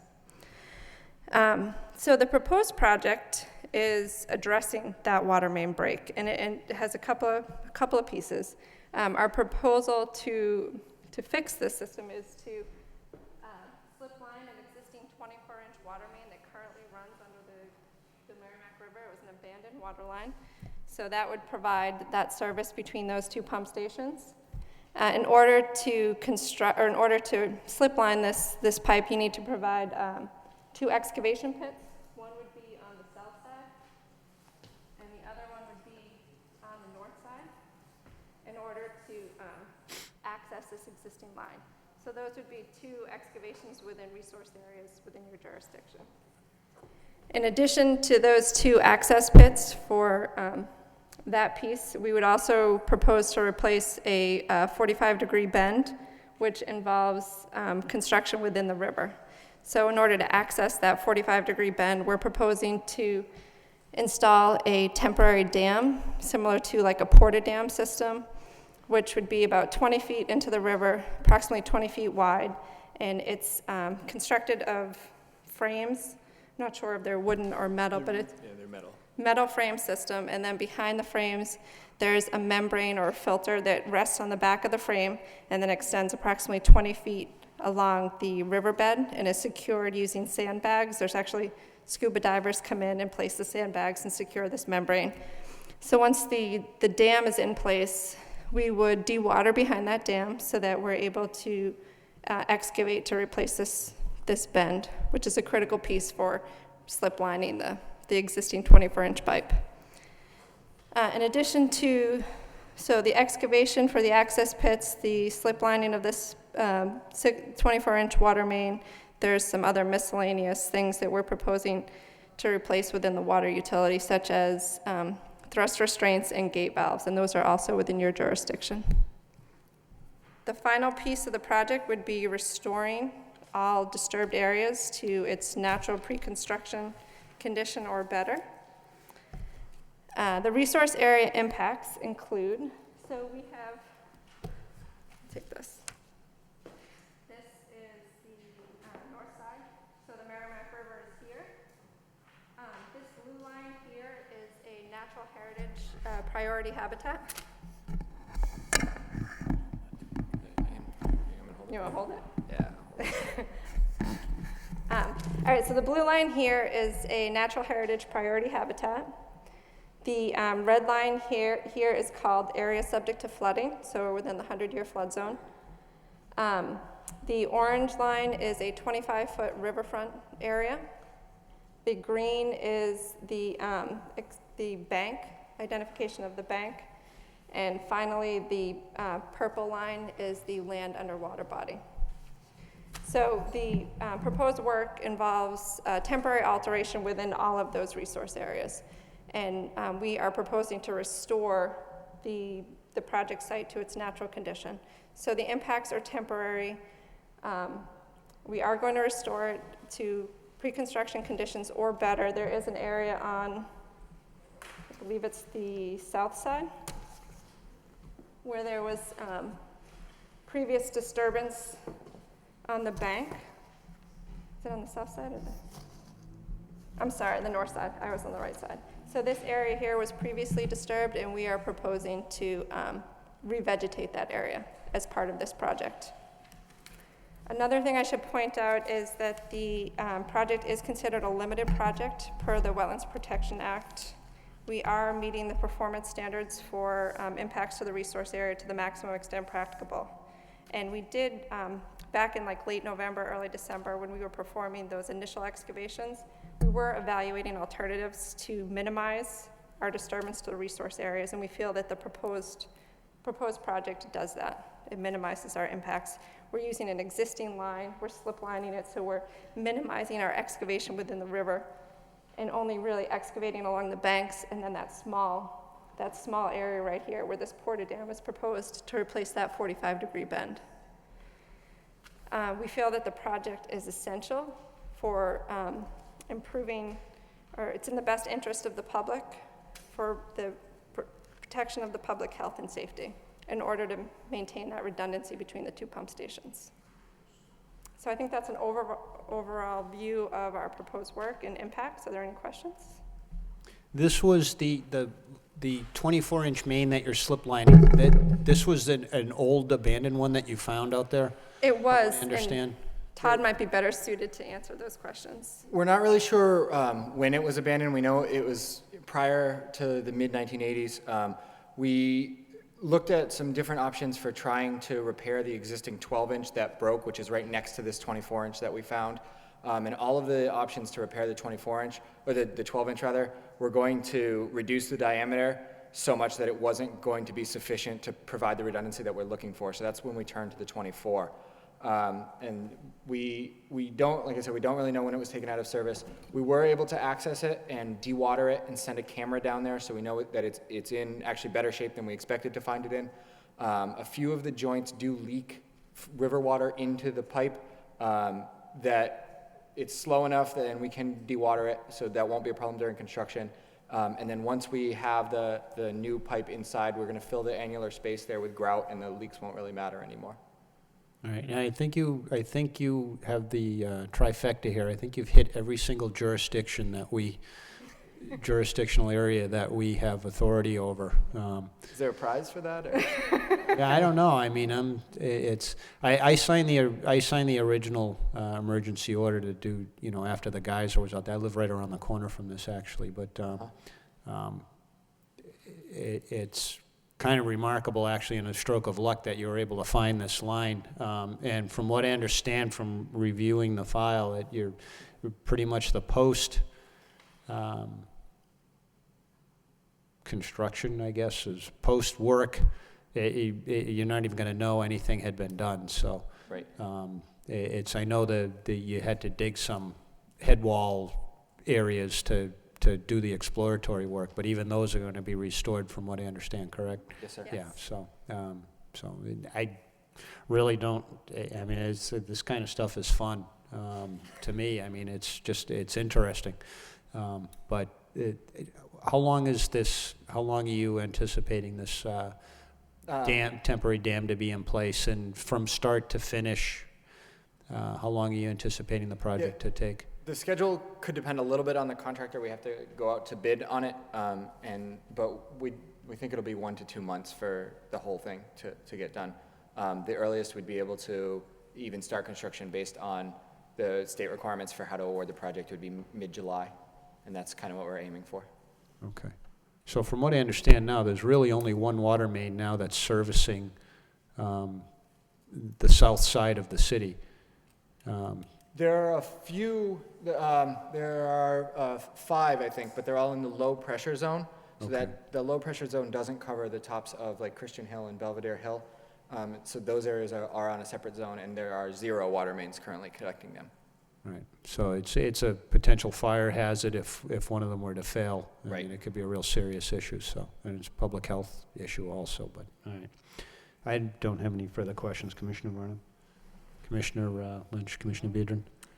Does slip line, does that mean, are you guys doing like a whole cured in place pipe, or are you actually just grouting the joints? Neither. We can't get because it's the high pressure zone, we can't get the pressure rating we need from a cure in place liner. So it's actually going to be welded HDPE that comes in 50-foot sections, and each section gets welded together by a machine before it goes into the ground. So they'll take a 50-foot section, weld on another one, that 100 feet will go in the ground. They'll weld on another 50-foot section, that 100 feet will go through. And you put like a head on it that looks kind of like a bullet, and you just tow it right through that existing main. So is everything welded outside the pipe, and then Yes. you Yeah, snake it everything's through? welded up on shore. The machine it's a trailer that actually does the welding. Okay. So it's a good sized thing. And then there will be an annular space between that. Yeah. And we're gonna fill that with grout when we're done, just so that the existing leaks in that pipe don't affect anything. Okay, so you said you are using a 16-inch HDPE pipe? Yeah, it'll actually be, nominally it'll be called 18-inch, but it's a 16-inch inner diameter. It has to be very thick because of the high pressures in that area. Okay, so in between the 18 and the 24, that will be grouted? Yes. And is that grout gonna take care of the leaks in the existing joints? Yeah, it'll make them not matter, pretty much. Okay. With the design of the dam, how are you gonna handle like a rainstorm? Is it gonna be high? So they're gonna constantly be dewatering behind this dam, so they're gonna have a couple of pumps going pretty much all the time. And so when it rains, they'll have a little bit more water to deal with, certainly. But the dam will extend, it will extend a few feet above the current water level, so that it does account for if there is a higher water level in the river during construction. Okay. There is some freeboard above it. Yeah. We're lucky that there's actually a USGS gauge right there too, so the dam company was able to look at a lot of historic data to be able to know exactly what we need to put in. The proper. To be safe, right? Gotcha. Okay. It shows the dam on the north side, but I couldn't see the dam on the south side. I don't know if I was. We don't need one. So the only reason for the dam is to access that 45-degree bend that needs to be replaced. Okay. Otherwise, the access pits are on the bank, so it's outside of the waterway. Okay. So it's just that one excavation for the 45. For that one side. Okay. Which That's you guys will restore. Yeah, we'll restore it. We just can't, we can't push the HDPE pipe through that bend, so we gotta get the bend out of there before we can slip line. It's too much of an angle to get the pipe through. Gotcha. And then my one thing, and this is just me being picky, some of these AutoCAD lines for the resource areas, they're just not really like continuous. So could you add maybe just the labels? Because I was just having a hard time following what was what. Yeah. So if you could just add these labels kind of to that, I think it would just make it easier. Yep. You can tell which ones of us are more engineering inclined. Yeah. Like, actually make it continuous and enable it, and you're good. You're pushing the pipes through from the north side to the Stackpole Street side, correct? It'll be the opposite because there's more staging area on the Stackpole Street side. Oh, all right. So that's where they'll be welding it. But there will be a machine on the north side that'll tow the pipe. Oh, all right, basically okay. tow All the right, pipe so I can through. tell my sons they can go down and pester the crew. Seriously, I live 100 feet away from that, so. I think there'll be a great viewing area from that brand new Huntsville Bridge. Well, it's the Stackpole Street site is there's a fairly well-established head wall there, and, Yeah. yeah, I mean, it's Will fairly this pole developed. all be done in one day? It's probably unlikely. Maybe if they're really good. So like you'll just slowly pull it as long as you can, call it a day, and keep slowly pulling it through? Yeah, the cap on the front of the HDPE will be watertight, so it won't be like anything will be able to get in there as they pull it. The welds take a little while because they need to heat up both pieces of pipe, and then the machine compresses them together and lets them cool before it releases them. So it can be a little bit slow. It's more likely to take 2 days. Okay. Do you wait till the whole thing's welded, or do you put some in, weld, put some in? They like to wait till the whole thing's welded, but we don't have room for a 700-foot pipe laid out on Stackpole Street, so they're going to have to do them one at a time. All right, and then what about testing it once it's actually in? Will there be like a vacuum test or a? It'll get tested at 1.5 times working pressure. Okay. The test is, there's 2 different tests that we use. One is 1 hour, one is 2 hours. They have different standards, but those will all be in the specifications, and that it won't just be that section of pipe. Every piece of pipe, Every piece will. that we put in the ground gets tested like that. Okay, cool. Commissioner Gordon? Commissioner Parrish? No Okay, all right. Is there anyone here who would like to offer their comments or concerns, either for or against this project? Is there anyone here who would like to offer their comments or concerns, either for or against this project? Is there anyone here who would like to offer their comments or concerns, either for? Do I have a motion to close the public hearing? I'll motion to close the public hearing. Seconded by Second. Commissioner Parrish. Motion by Commissioner Viedrin. Any discussion? All in favor signify by saying aye. Aye. Opposed? The ayes have it. Do I have a motion? I'll motion to issue a standard order of conditions.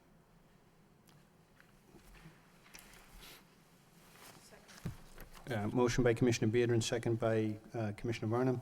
Any discussion? All in favor signify by saying aye. Commissioner Varnum? Chair is yes. Commissioner Lynch? Aye. Commissioner Viedrin? Aye. Commissioner Gordon? Aye. Commissioner Parrish? Aye. Okay, the ayes have it. It's unanimous. Thank you for coming you. in.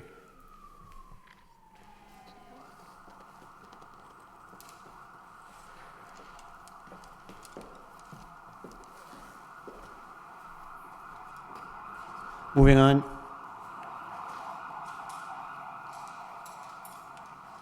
Notice of intent, Marriott International, Inc., concerning DEP file number 2060709. The project location is 30 Industrial Avenue East.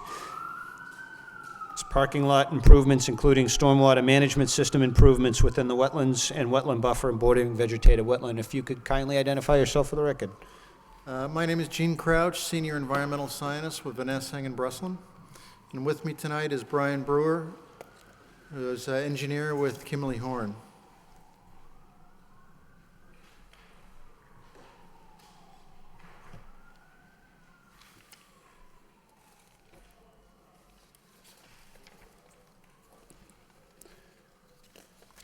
And the floor is yours if you want to tell us what you're proposing to do.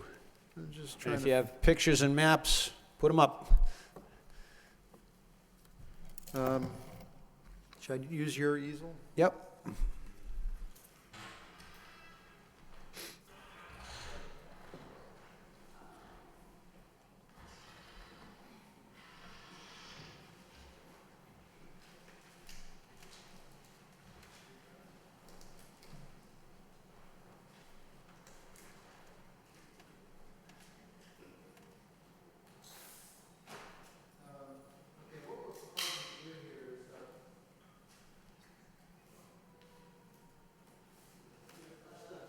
The push button there.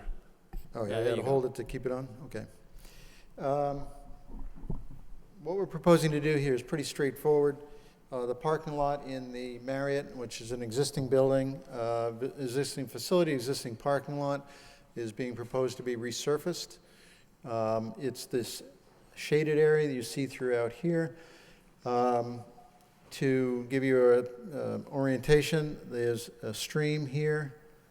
This is the bank of the stream, the blue line with on your plan, it's a black dash. We've shown the 25-foot riverfront area associated with that in the blue dot. There are 2 detention basins on site that were previously constructed. They've developed into wetlands. So they were flagged, and that is represented by the green, and then the buffer zone off of both either the river or the wetland is shown in this green dashed line. There's also a floodplain. The 100-year floodplain comes right through here and then up through there.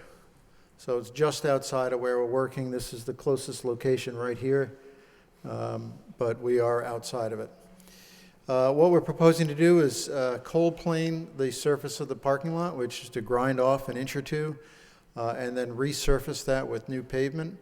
The material that is ground off will be, I don't know if you've seen the highway, every so often there are these large machines with conveyors, and they're spitting out the ground up material right into a dump truck, and then they just haul that off. That's exactly what will happen here, probably smaller equipment than you see on 495. But it's the same process. That material is taken off, and then new pavement is placed on top. So there's no real change in the surface elevation of the parking lot. The only other thing that we're doing is there's some woody vegetation that's developed up around the detention basins, and that's to be maintained, just to be cut down. There are 2 curb cuts, one here and one here, that basically allow water to shed off of these parts of the site and gain access, the runoff from the parking lot, to get to the detention basins. They are basically gullies that have formed in the grass on the edge of the parking lots, and the plan is to actually more formalize those with a riprap line channel that will be actually cut into the lawn to allow that water to flow a little bit more freely out and into the detention basins. The only other thing that's being done is there is a drainage system that captures water from this area and runs it out to an existing outfall here. And we are going to be adding a storm scepter to the outlet point off the edge of the parking lot, so that this drainage that currently is not going through a detention basin, is not being treated, will then now be treated through that storm scepter.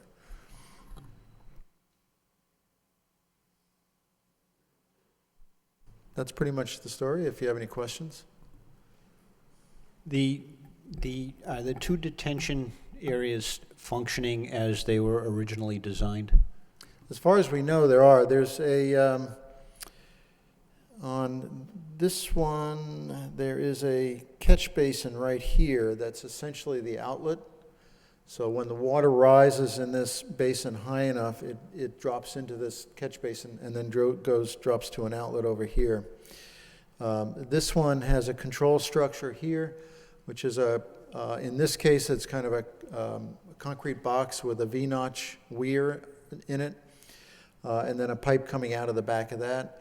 So when the water in this rises to a point, it's actually, as it increases, more and more water is allowed to come out through the V-notch.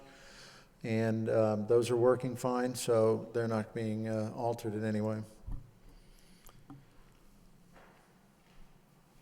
All right. Commissioner Varnum? Did you say you wanted to remove woody vegetation from these detention? Just cutting the vegetation that's developed around these detention basins, yeah. I don't have any objection to removing the trees in that small one, but the rest of the basin, as you noticed, seems to have turned into a wetland-type area. So I wouldn't want to see the whole thing disturbed and start over, for instance. Right. The other one, the back side of it appears to be a pretty natural-looking wetland vegetation-wise. No, the Over larger here? one, the larger detention area. Oh, over here? But but the front, there's a lot of invasives and large trees that aren't wetland species, so. I would prefer to see the wetlands not, those detention areas not disturbed any more than necessary to restore them. Right. Now, the clearing would be done by hand and hand tools. It wouldn't be equipment going in there with, large scale kind of land clearing type stuff. It'll be done surgically, I guess would be the term for that. Commissioner Lynch? About how long is it going to take for this project to be complete? Brian, I'd ask you that. Speaking of this, best guess, I'd say probably 2 to 3 weeks. Is it going to be done in phases, so parking is still available for people, or? With the mill and overlay, they can actually remove, they can still utilize portions of the parking lot because there'll still be a base asphalt underneath the inch and a half mill. So sort of, right. So driving, I can feel like the Right. Grooved. Right. Okay. The grooved pavement is a result of the grinding, Right. right? Okay. Exactly. All right. Thank you. Commissioner Biedron? Commissioner Gordon? Commissioner Parrish? All right. I note that with the storm scepter, you're removing quite a bit more of the suspended solids according to your calculations that were. That's correct. That were previous. I always like it when we see a greatly improved system over the existing for just, paving in place, so to speak. Right. So I appreciate that. I agree with Commissioner Varnum's comments. She poked around out there for quite a bit. I just did a drive-by, but that's why I asked whether the detention structures were still functioning as they were intended. I didn't really get down and in there, but they do, they do serve a valid purpose. But as I kind of agree with the characterization, it looked more like it was just a small isolated wetland in that particular stretch as opposed to a man-made design Well, structure. it's been a while since they've been maintained, and in this circumstance, they developed into wetlands, as many detention basins do. I noticed that your O&M, though, has lip service to ongoing maintenance. Is that going to be the procedure going forward, or? Constant maintenance, or? Well, your operation and maintenance plan. That's actually something I've spoken with Marriott about. I'm not sure, to be honest with you, that they had a operations and maintenance plan before. So at this point, they will. Okay. And I've made it abundantly clear to them that they need to do that, especially with the storm scepter going in as well. Okay. All right. Good. Right. Yeah. There is a yearly maintenance on the storm scepter that is required. Correct. All right. Okay. Is there anyone here who would like to offer their comments or concerns regarding this project? Is there anyone here who would like to offer their comments or concerns? Either for or against. Is there anyone here who would like to offer their comments or concerns? All right. Do I have a motion to close the public hearing? A motion to close the public hearing. By Commissioner Biedron, seconded by Commissioner Lynch. Any further discussion? All in favor, signify by saying aye. Aye. Aye. Opposed? The ayes have it. And do I have a motion? Motion to issue a standard order of conditions. By Commissioner Varnum. Do I have a second? Second. By Commissioner Parrish. Is that right? Okay. Any further discussion? All in favor, signify by saying aye. Commissioner Varnum? Aye.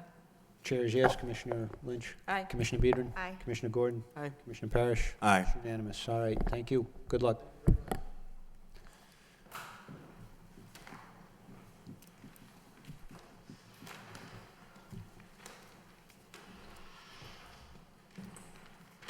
Moving on, next item on the agenda is an enforcement order, TRS King Family Real Estate Trust. Violation location is 34 Livingston Street, and it's filling of floodplain and alteration of an inland bank and riverfront area without a valid permit. Yes, sir, if you could identify yourself for the record. My name is Francis King, trustee. Okay. I've had the letter here, so here it is.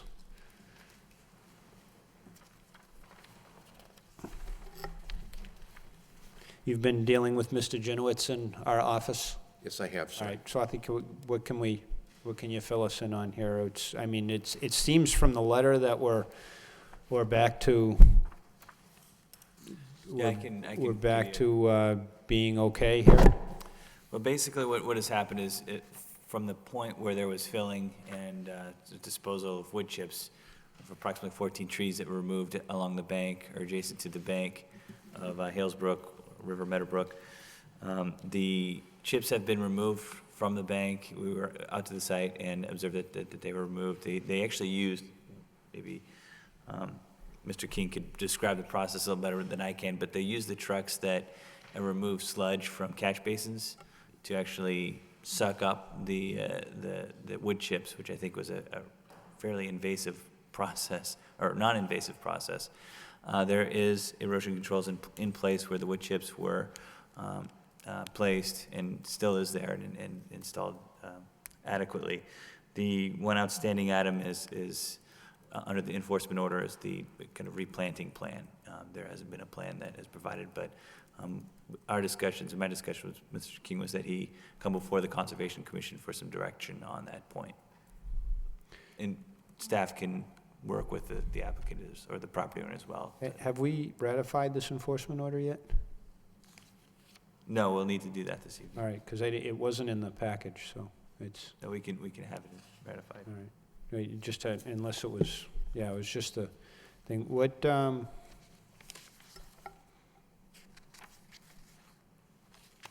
sort of trees were there? I mean, there's some various species of, and it's kind of a semi-commercial industrial type embankment there, so It's a what very sort of, steep embankment, true. We don't have a sense of what were the species. There's a survey or an inventory of the number of trees and approximate caliber of each. what sort of trees were out there, do you know, sir? I'm not exactly sure. The trees, you should probably consider that it was an L-shaped situation along the banking and then up towards the house that I own that we took the trees down. We had one tree that was leaning on a shed there that would have crushed the thing. That started the project, and we tried to trim and make the place look a little bit better. And I listened to the tree man and said, what do you want to do with these, with the mulch? And I got myself into a jam. All right, can we, can we stabilize this bank with some shrubbery as opposed to trees? I mean, what? Yeah, our recommendation actually would not provide any replanting on the bank. It's so steep, it's unlikely that shrubs or trees are going to fare very well, and may even cause additional erosion if planted poorly or incorrectly. Our recommendation would be a woody herbaceous shrub along the top of the bank, a row along the top, and then a grass seed mix on the bank to help stabilize that going forward. All right, Commissioner Varnum? I don't have any. And then Swathi has just reminded me that we were discussing a geofabric log along the top of the bank as well, as to again minimize the amount of erosion that's happening on the property. You can see that the way the property slopes, it slopes towards the river. So anytime there's a heavy rain, there is water shedding towards the bank and eroding it. What was your plan once you had the trees cleared? What was your wish to do with that area? Nothing. There was no plans. We were just trying to make them, neaten it up. So you've left the stumps there. The stumps are there. They were not to be pulled. And I left them high. Mr. Jenowich will probably tell you, we left them high so that the wouldn't affect the banking. It's possible that a lot of those will sprout if they were. They've already started to sprout. Yeah. That's not a strong tree, but, you know, it does provide some support for the soil. I have the property there includes the old Prince Macaroni Homes is also part of the project, the property that I own there. And we cleaned up probably 3-4 years ago. I was gonna try to get the gardens going again from what, if you have a memory of the Prince Grotto, and you would look across the street, the ranch house there, and that runs all along the embankment. So I started to clear it out. By the end of the summer, the weeds and the trees started all over again. I mean, it's just continues to grow. It's a jungle out there. It's a jungle. Well, I think the important thing from our aspect is that something gets growing out there so that the bank is stabilized and held securely. There's I'm more than happy to work with you. Yeah, there's some low-growing shrub, ground cover that you can put in that will suppress that overgrowth too from taking over. I mean, it's, it'll stay low so you get a little bit of a vista if that's what you were going for, and it'll provide bank stabilization and a nice buffer and a demarked buffer, but it'll also suppress weeds and whatnot from coming in there. So, I mean, it's not perfect, but it does help. Could I work with? Yeah. Oh, yeah. Come down to the office and work with you and give me some guidance, and we'll work with you.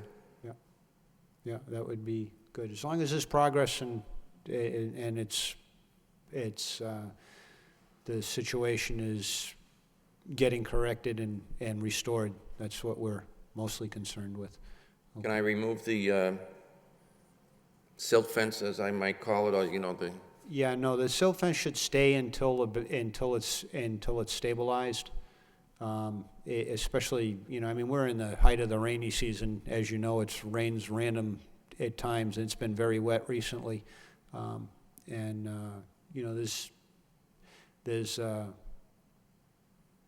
some filtration down into the into the brook. So, okay, that's kind of a rapid moving stream back there too at times. So, Commissioner Lynch, Commissioner Vedran, okay, Commissioner Gordon, Commissioner Parrish. All right, okay, yeah, just stay in touch with Swati and Joe and with Aaron, and hopefully we won't see you back here. So, okay. I hope so. All right. Thank you, everybody. Thank you for coming in. Pardon me, Chairman, we do need to ratify the enforcement. Oh, order. yeah, do I have a motion to ratify the enforcement order? I'll make a motion to ratify the enforcement order. Commissioner Vedran, seconded by Second. Commissioner Lynch. Any discussion? All in favor? Signify by saying aye. Opposed? The ayes have it. All right. Is it my understanding that according to the letter, a $300 violation was assessed? That's correct, yes. How did that happen? There was a deadline for the removal of the wood chips, and they were not removed by the deadline, so we issued the fine. And that's been paid? He did pay it the next day. Okay.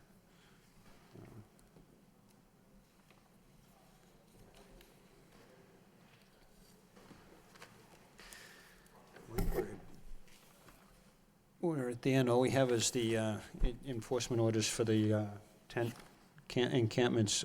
Moving on to, and we can get those at the end, moving on to other business. 48 and 104 Townsend Avenue and 800.1 and 810 Varnum Avenue concerning Mass DEP file number 2060685. The blurb on the agenda is the commission will review a request by Norse Environmental on behalf of the community of Khmer Buddhist monks for review and comment of a proposed amendment to a previously approved order of conditions for property located at 48 and 104 Townsend Avenue and 800.1 and 810 Varnum Avenue. The order is currently before the Mass Department of Environmental Protection for appeal of the superseding order of conditions. Following deliberation, the Commission will determine whether or not the proposed amendment shall continue with the DEP under the appeals process. And before you get too spread out here, to me, this matter is somewhat simple, and it's on a procedural aspect, not so much on a substantive issue. I understand that there's been an amendment to the map to provide compensation. As a question in front of the DEP whether or not it's a substantial change or not, and I don't look at it like that at all. To answer that question, at least for me, it is a substantial change. The procedural issue is this matter was never even part of a public hearing. This part of the plan, this area of the property, it wasn't even walked when we did the site reviews. No one even walked on the other side of the Clay Pit Brook and reviewed this part of the parcel. To me, that circumvents the public process, the public hearing process, and people may have been interested in this particular stretch of the property who chose not to appear at prior meetings because the proposed work was on the south side of the property and now it's on the north side of the property. I'm speaking. I'll give you the floor in due course. To me, on a procedural matter, this shouldn't even be considered by the DEP. And as far as I'm concerned with the Lowell Conservation Commission, it would be abrogating our duties to the city of Lowell and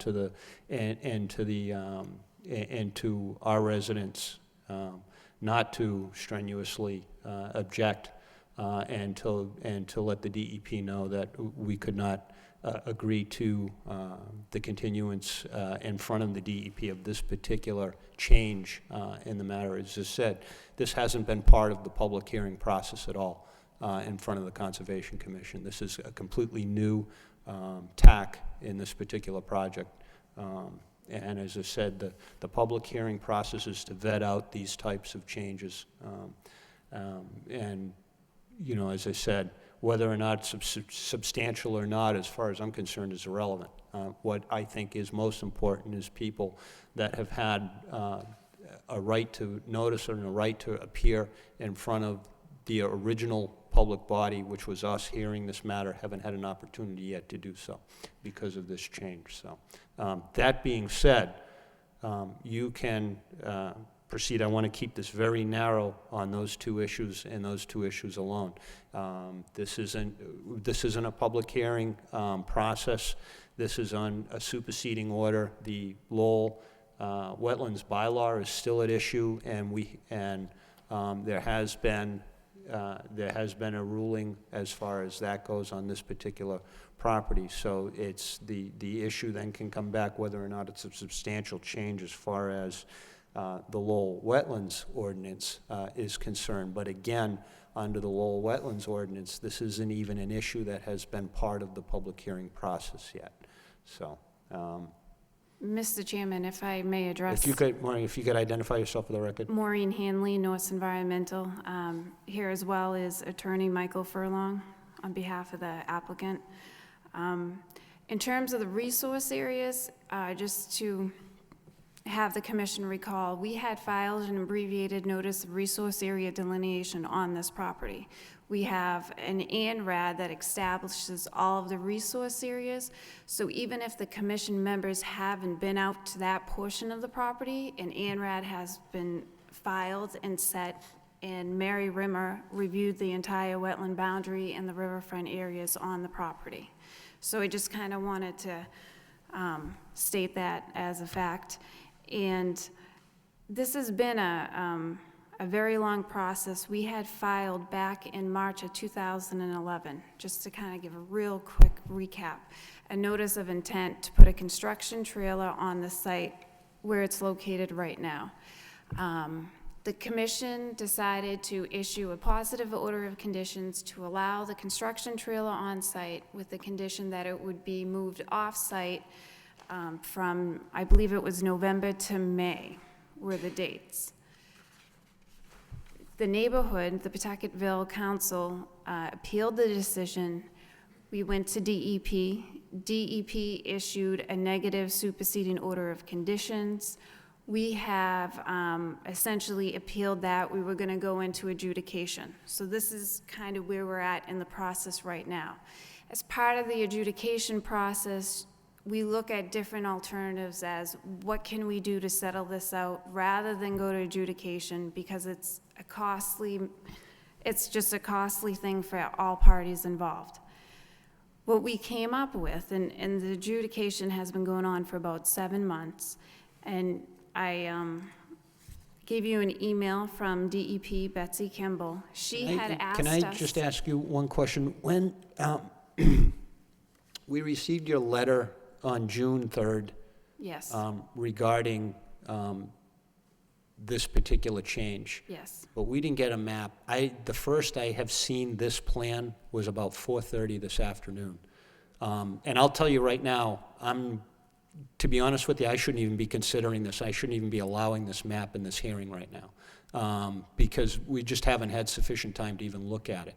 And I understand that, and I apologize for that, but that is completely When out of my when was hands. this contemplated and prepared? I received it today as well. Who prepared it? Ronnie Close is the professional engineer that Well, prepared yeah, but this plan. I mean, the changes or the grades over there that's light lifting, okay? I'm not Correct. saying it's not significant, but it's some fairly easy redraft. Mr. of Chairman, some I grades. understand your frustration because I'm just as frustrated as well. I don't like to come to a meeting and give you a plan tonight and sit here and try to explain the changes without you thoroughly reviewing that. I understand the predicament it puts you in. And I don't like sitting here putting you in that predicament, but I just received the plan today as well. And unfortunately, there wasn't anything I could do about it. If there was, I would have got you the plan earlier. I've been in front of this commission enough to know what it is you like to see and what you like to have. You like to have materials 2 weeks before the hearing. I understand that. I'm asking you to, if you could, just take a look at the plan and just hear us out for another 5 or 10 minutes and make your decision. But essentially, the changes were that we've been negotiating with DEP is raising the trailer above the floodplain.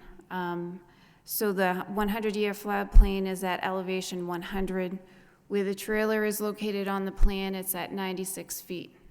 So that essentially will raise the trailer up 4.5 feet. 4.5 feet. We'll use sonotubes to raise it up. So essentially, the only material within the floodplain will be the sonotubes. And we'll provide the compensation on the circle half of the plan on that area over there. And the numbers certainly do work. We are proposing 48.4 cubic feet of alteration within the floodplain, and we are providing 55 cubic feet of compensatory storage. So the numbers work. This is a possible alternative. If you just take a quick look at the email from Betsy Kimball at DEP, she just wanted to essentially run this potential alternative. This isn't anything set in stone at this point as of yet. This is a potential alternative that we could come to terms with to settle this out. Mr. Chairman, I'd like to just address the board. My name is Michael Furlong, and we've represented the community of Khmer Buddhist monks throughout the appellate process and the adjudicatory process, Mr. Chairman. We spent 2 days with... You have to hit the button. Can you hear me now? We spent 2 days working with trying to address the concerns of the abutters. The plan initially was, called for the trailer to be there seasonally and to be removed during a significant rain event. We went through innumerable iterations of how do we deal with this? How do we deal with trigger points? When do we bring the trailer out? It's a 70-foot trailer. After 2 days of trying to come up with a viable solution, it just appeared that process wasn't going to work, that it was a much better alternative, and DEP agreed to raise the trailer outside the floodplain, and then suggested that in deference to the Conservation Commission, that we come here and that they be allowed to continue. This plan isn't approved by DEP, and again, I apologize because it was outside our control as to when this plan was created and presented to you, but that DEP have the opportunity to continue under their change policy to review and comment on this and come up with an appropriate solution to this. And again, DEP is certainly concerned about deference to the commission. I understand that this plan has to ultimately come back. You don't lose jurisdiction over this. You ultimately have to approve whatever plan is ultimately approved by DEP, but they're looking to settle the adjudicatory hearing process. And this is a solution that they seem to think was really the only viable solution that will work in this instance. I appreciate that, and don't get me wrong. I'm not upset, but I've been the chairman of this commission for probably too long, but safer to say a long time. And the one thing that is one of my primary tenets of chairman of this commission, and I think it should be true of all public boards, is that people have an opportunity to notice and to be heard. And what I'm saying, whether or not this is a good plan, and to be frank, I know you weren't here in the earlier part of this process, and Maureen, you weren't either, because Steve was here, Mr. Erickson was here doing the earlier portions of this. But we had actually discussed this. We had actually discussed elevating the trailer above the floodplain elevation and finding compensation somewhere on the site for it, and Mr. Erickson shot it down. So he was not amenable to that. That's neither here nor there. It's what's going on now. Okay, but what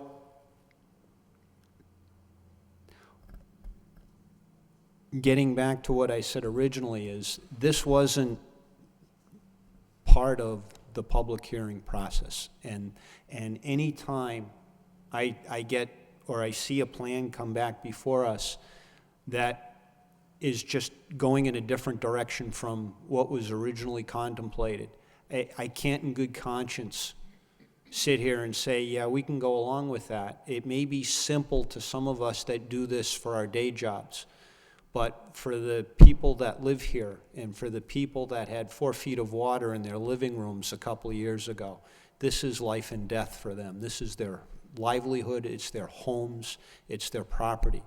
You don't live there, you don't live there, I don't live there. But I'm a resident of the city. I have a sworn obligation, and my sworn obligation is anyone who wants to step up to the podium and voice their concern should be allowed to do that.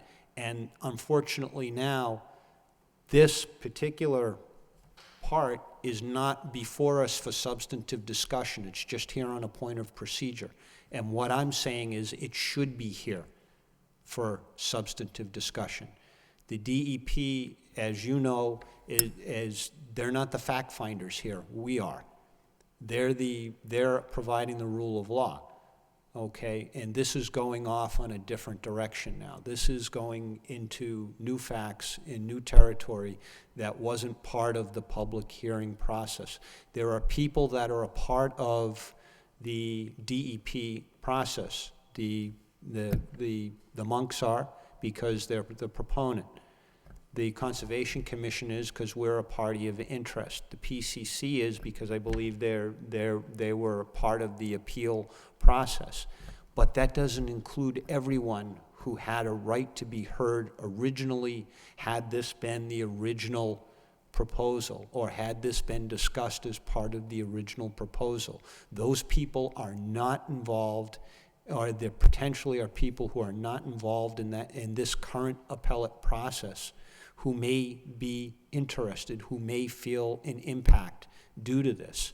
And that's my point. My point is is that this has gone in a direction that wasn't part of the public hearing process, but is being proposed now as a solution to the situation.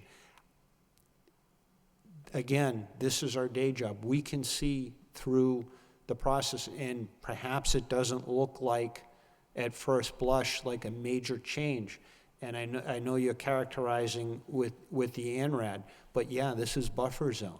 And in any other city or town in the Commonwealth, save Fall River and Cambridge and Somerville, yeah, this is also riverfront, and it's also, I may make note, it's within the 50-foot no disturb zone under the city bylaw, what you're proposing to do. So regardless of the ANRAD, what you're proposing to do is jurisdictional back here in the city of Lowell, and has not been part of the public hearing process.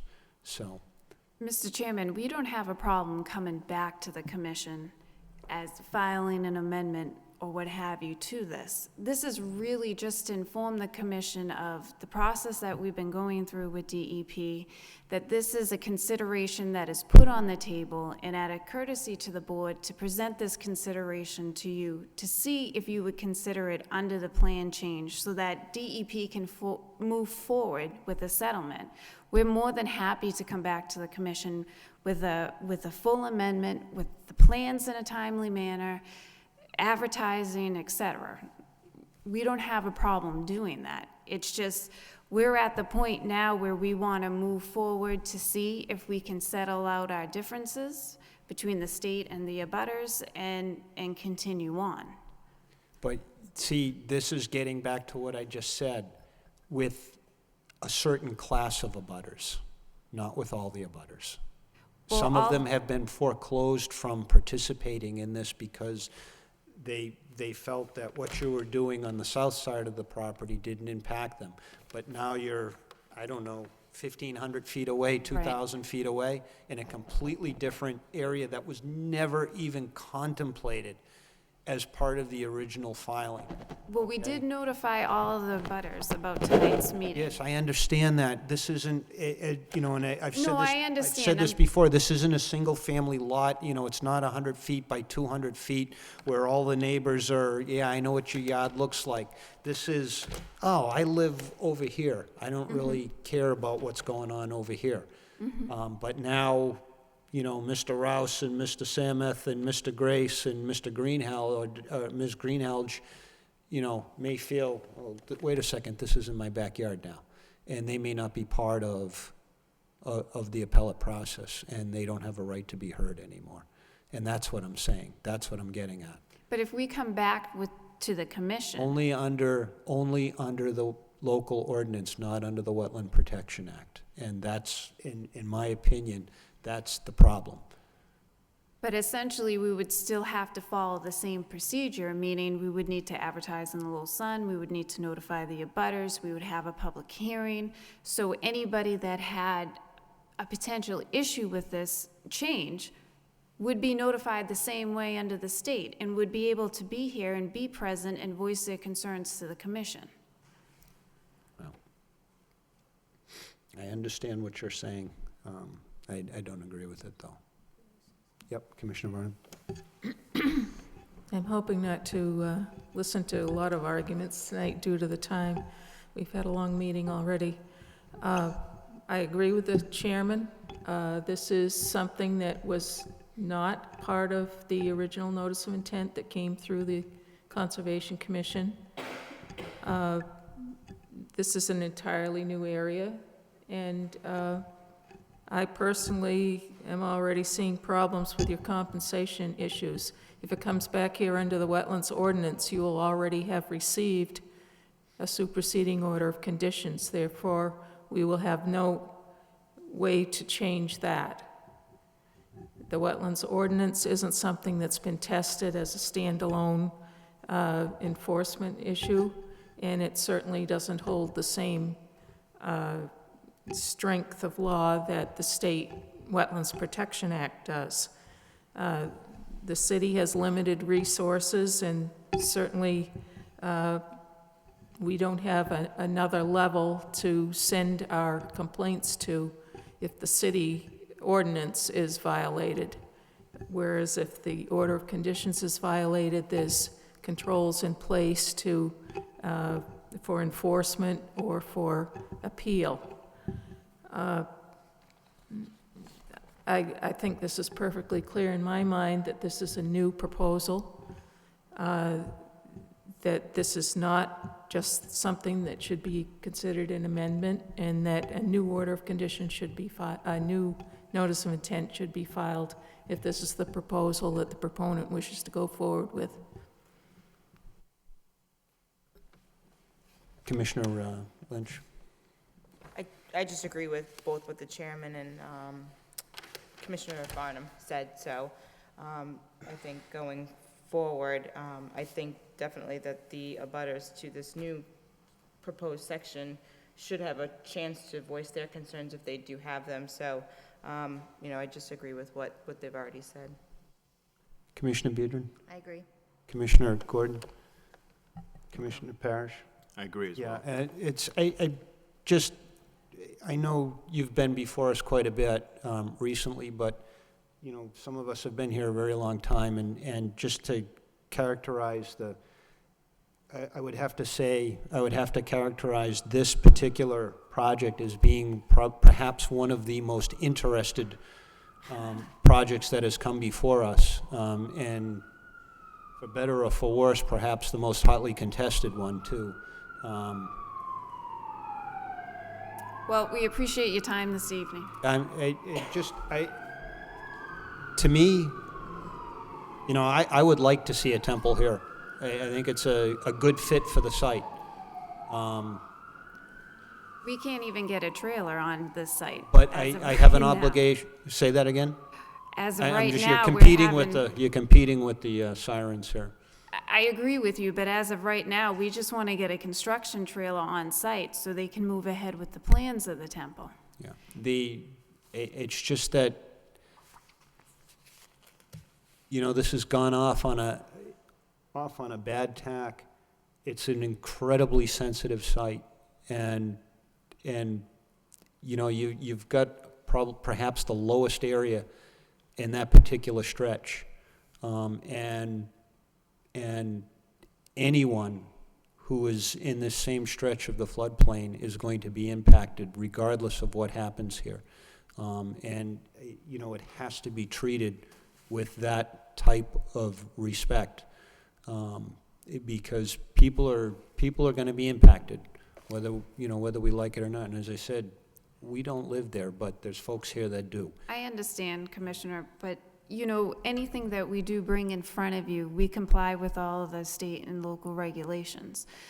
This plan complies with it. I understand you want a new filing. I've heard that loud and clear, but anything we bring in front of you, it complies. The only thing I would add is, you know, we have to go forward with the adjudicatory hearing, and the DEP's superseding order of conditions was based on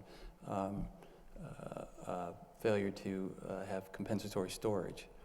And Mr. Erickson's position was always that we didn't need compensatory storage because we had to remove the trailer prior to a significant flood event. So now we have to go back and figure out that issue about getting the solution to how do we get the trailer out. But we're kind of, to some extent, between a rock and a hard place, because we have to keep going forward with the adjudicatory hearing at this point, I think. Yes. You know, we're obviously going to look at all our Well, alternatives. I mean, the alternative is do you really need a trailer on the site too? I mean, it's kind of it's, you know, I can't tell you how to build your project, but not every project needs a trailer on site to plan either, so. I understand, Mr. Chairman, but essentially everybody in that neighborhood may have a camper trailer, may have a pool in their backyard, may have sheds. And that's really what the extent of this trailer is. It's just an accessory use that'll be there for a limited amount of time, a construction trailer to plan this project. Yeah, but, you know, this particular property is also in the floodway of the Merrimack River. It's not just the floodplain, it's in the floodway. And as you know, temporary structures are not allowed in the floodway. So It's just plain and simple, the act doesn't allow them. So that's why it had to be moored on piers, you know, and turned from a temporary structure into a permanent foundation. And as I said, it was discussed at one of the numerous meetings to elevate it above the floodplain, but Mr. Erickson pushed back on that. He didn't want to Mr. do. Chairman, if I could change and go back in time, we would. Never in a million years did we think we would be in this position. We originally thought a temporary trailer would be really the less impact to the resource area because we knew how sensitive this area was. That's why we proposed it this way. I mean, you know, I think a little bit of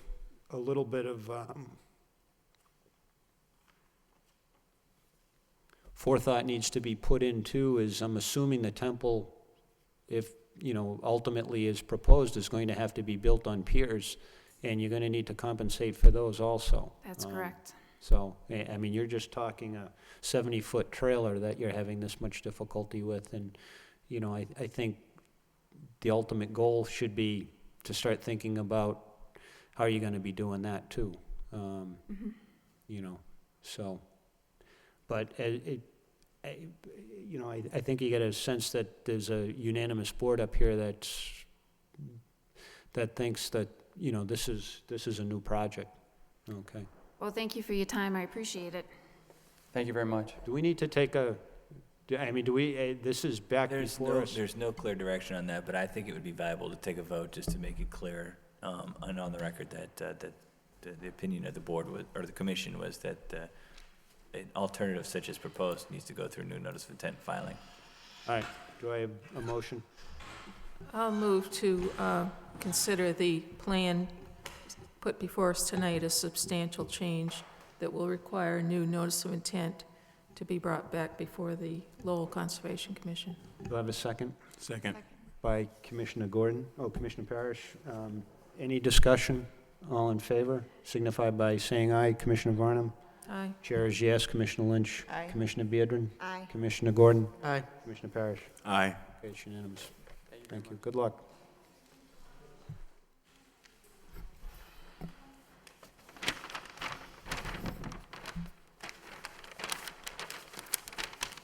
All right, I think we can wrap these up in short order. We have, the final 4 items on the agenda are what's been in the paper over the last several months. The emergency certifications, 2 of them, the work is fairly substantially complete, although I noticed there's a big tree down on the University of Mass Lowell site that came across the highway today. But these were here at the last meeting, the University of Mass Lowell emergency order, which I signed, and then and outlined at that hearing, and then the City of Lowell one. So they need to be ratified. There's 2 more, one off of Western Avenue, and Swati and I had reviewed that site this past week. When was that? Earlier last week. Was it last Friday or Thursday or something Yes. like that? And then the electric substation one, which is over by the Jolene Dubner. Do we only have 1 page on this? Oh, what? Okay.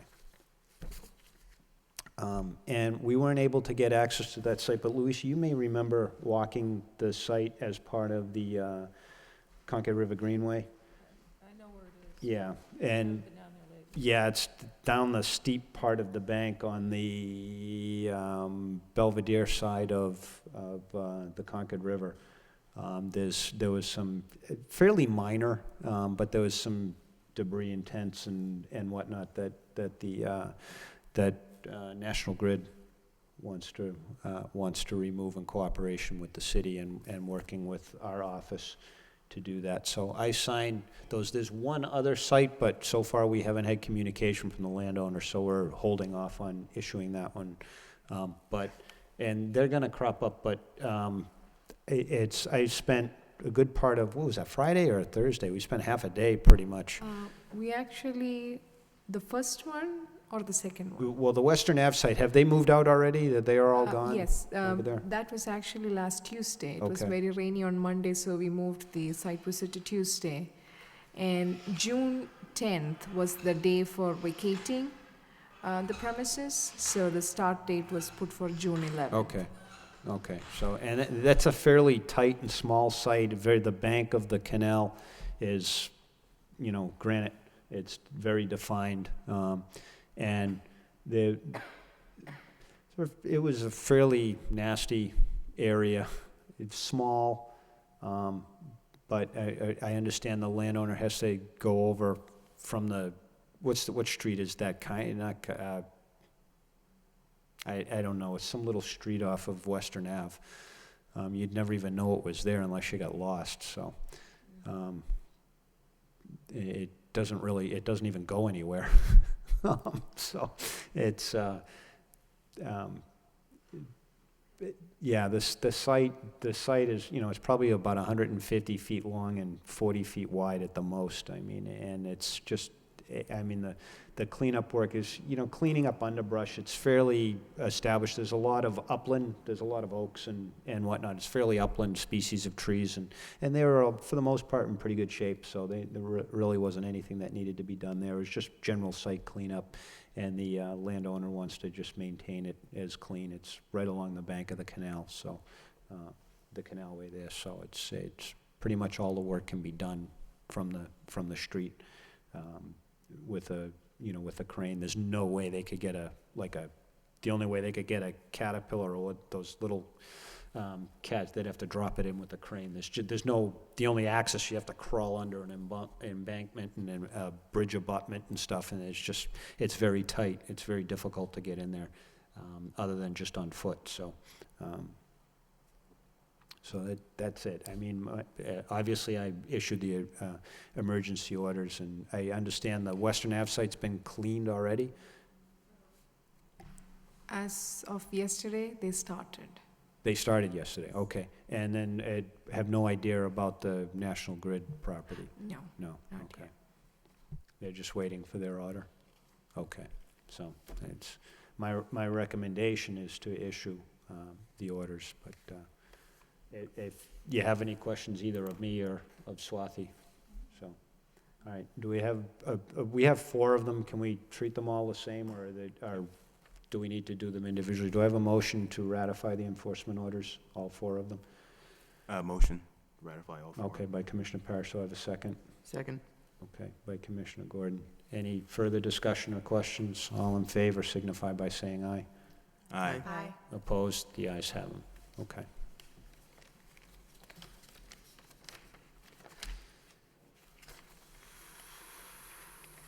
There's no minutes, and do I have a motion to adjourn? A motion to adjourn. Second. Quicker than I can say. All in favor, say aye. Opposed? The ayes have it. Good night. Go Bruins. 2-1. Us.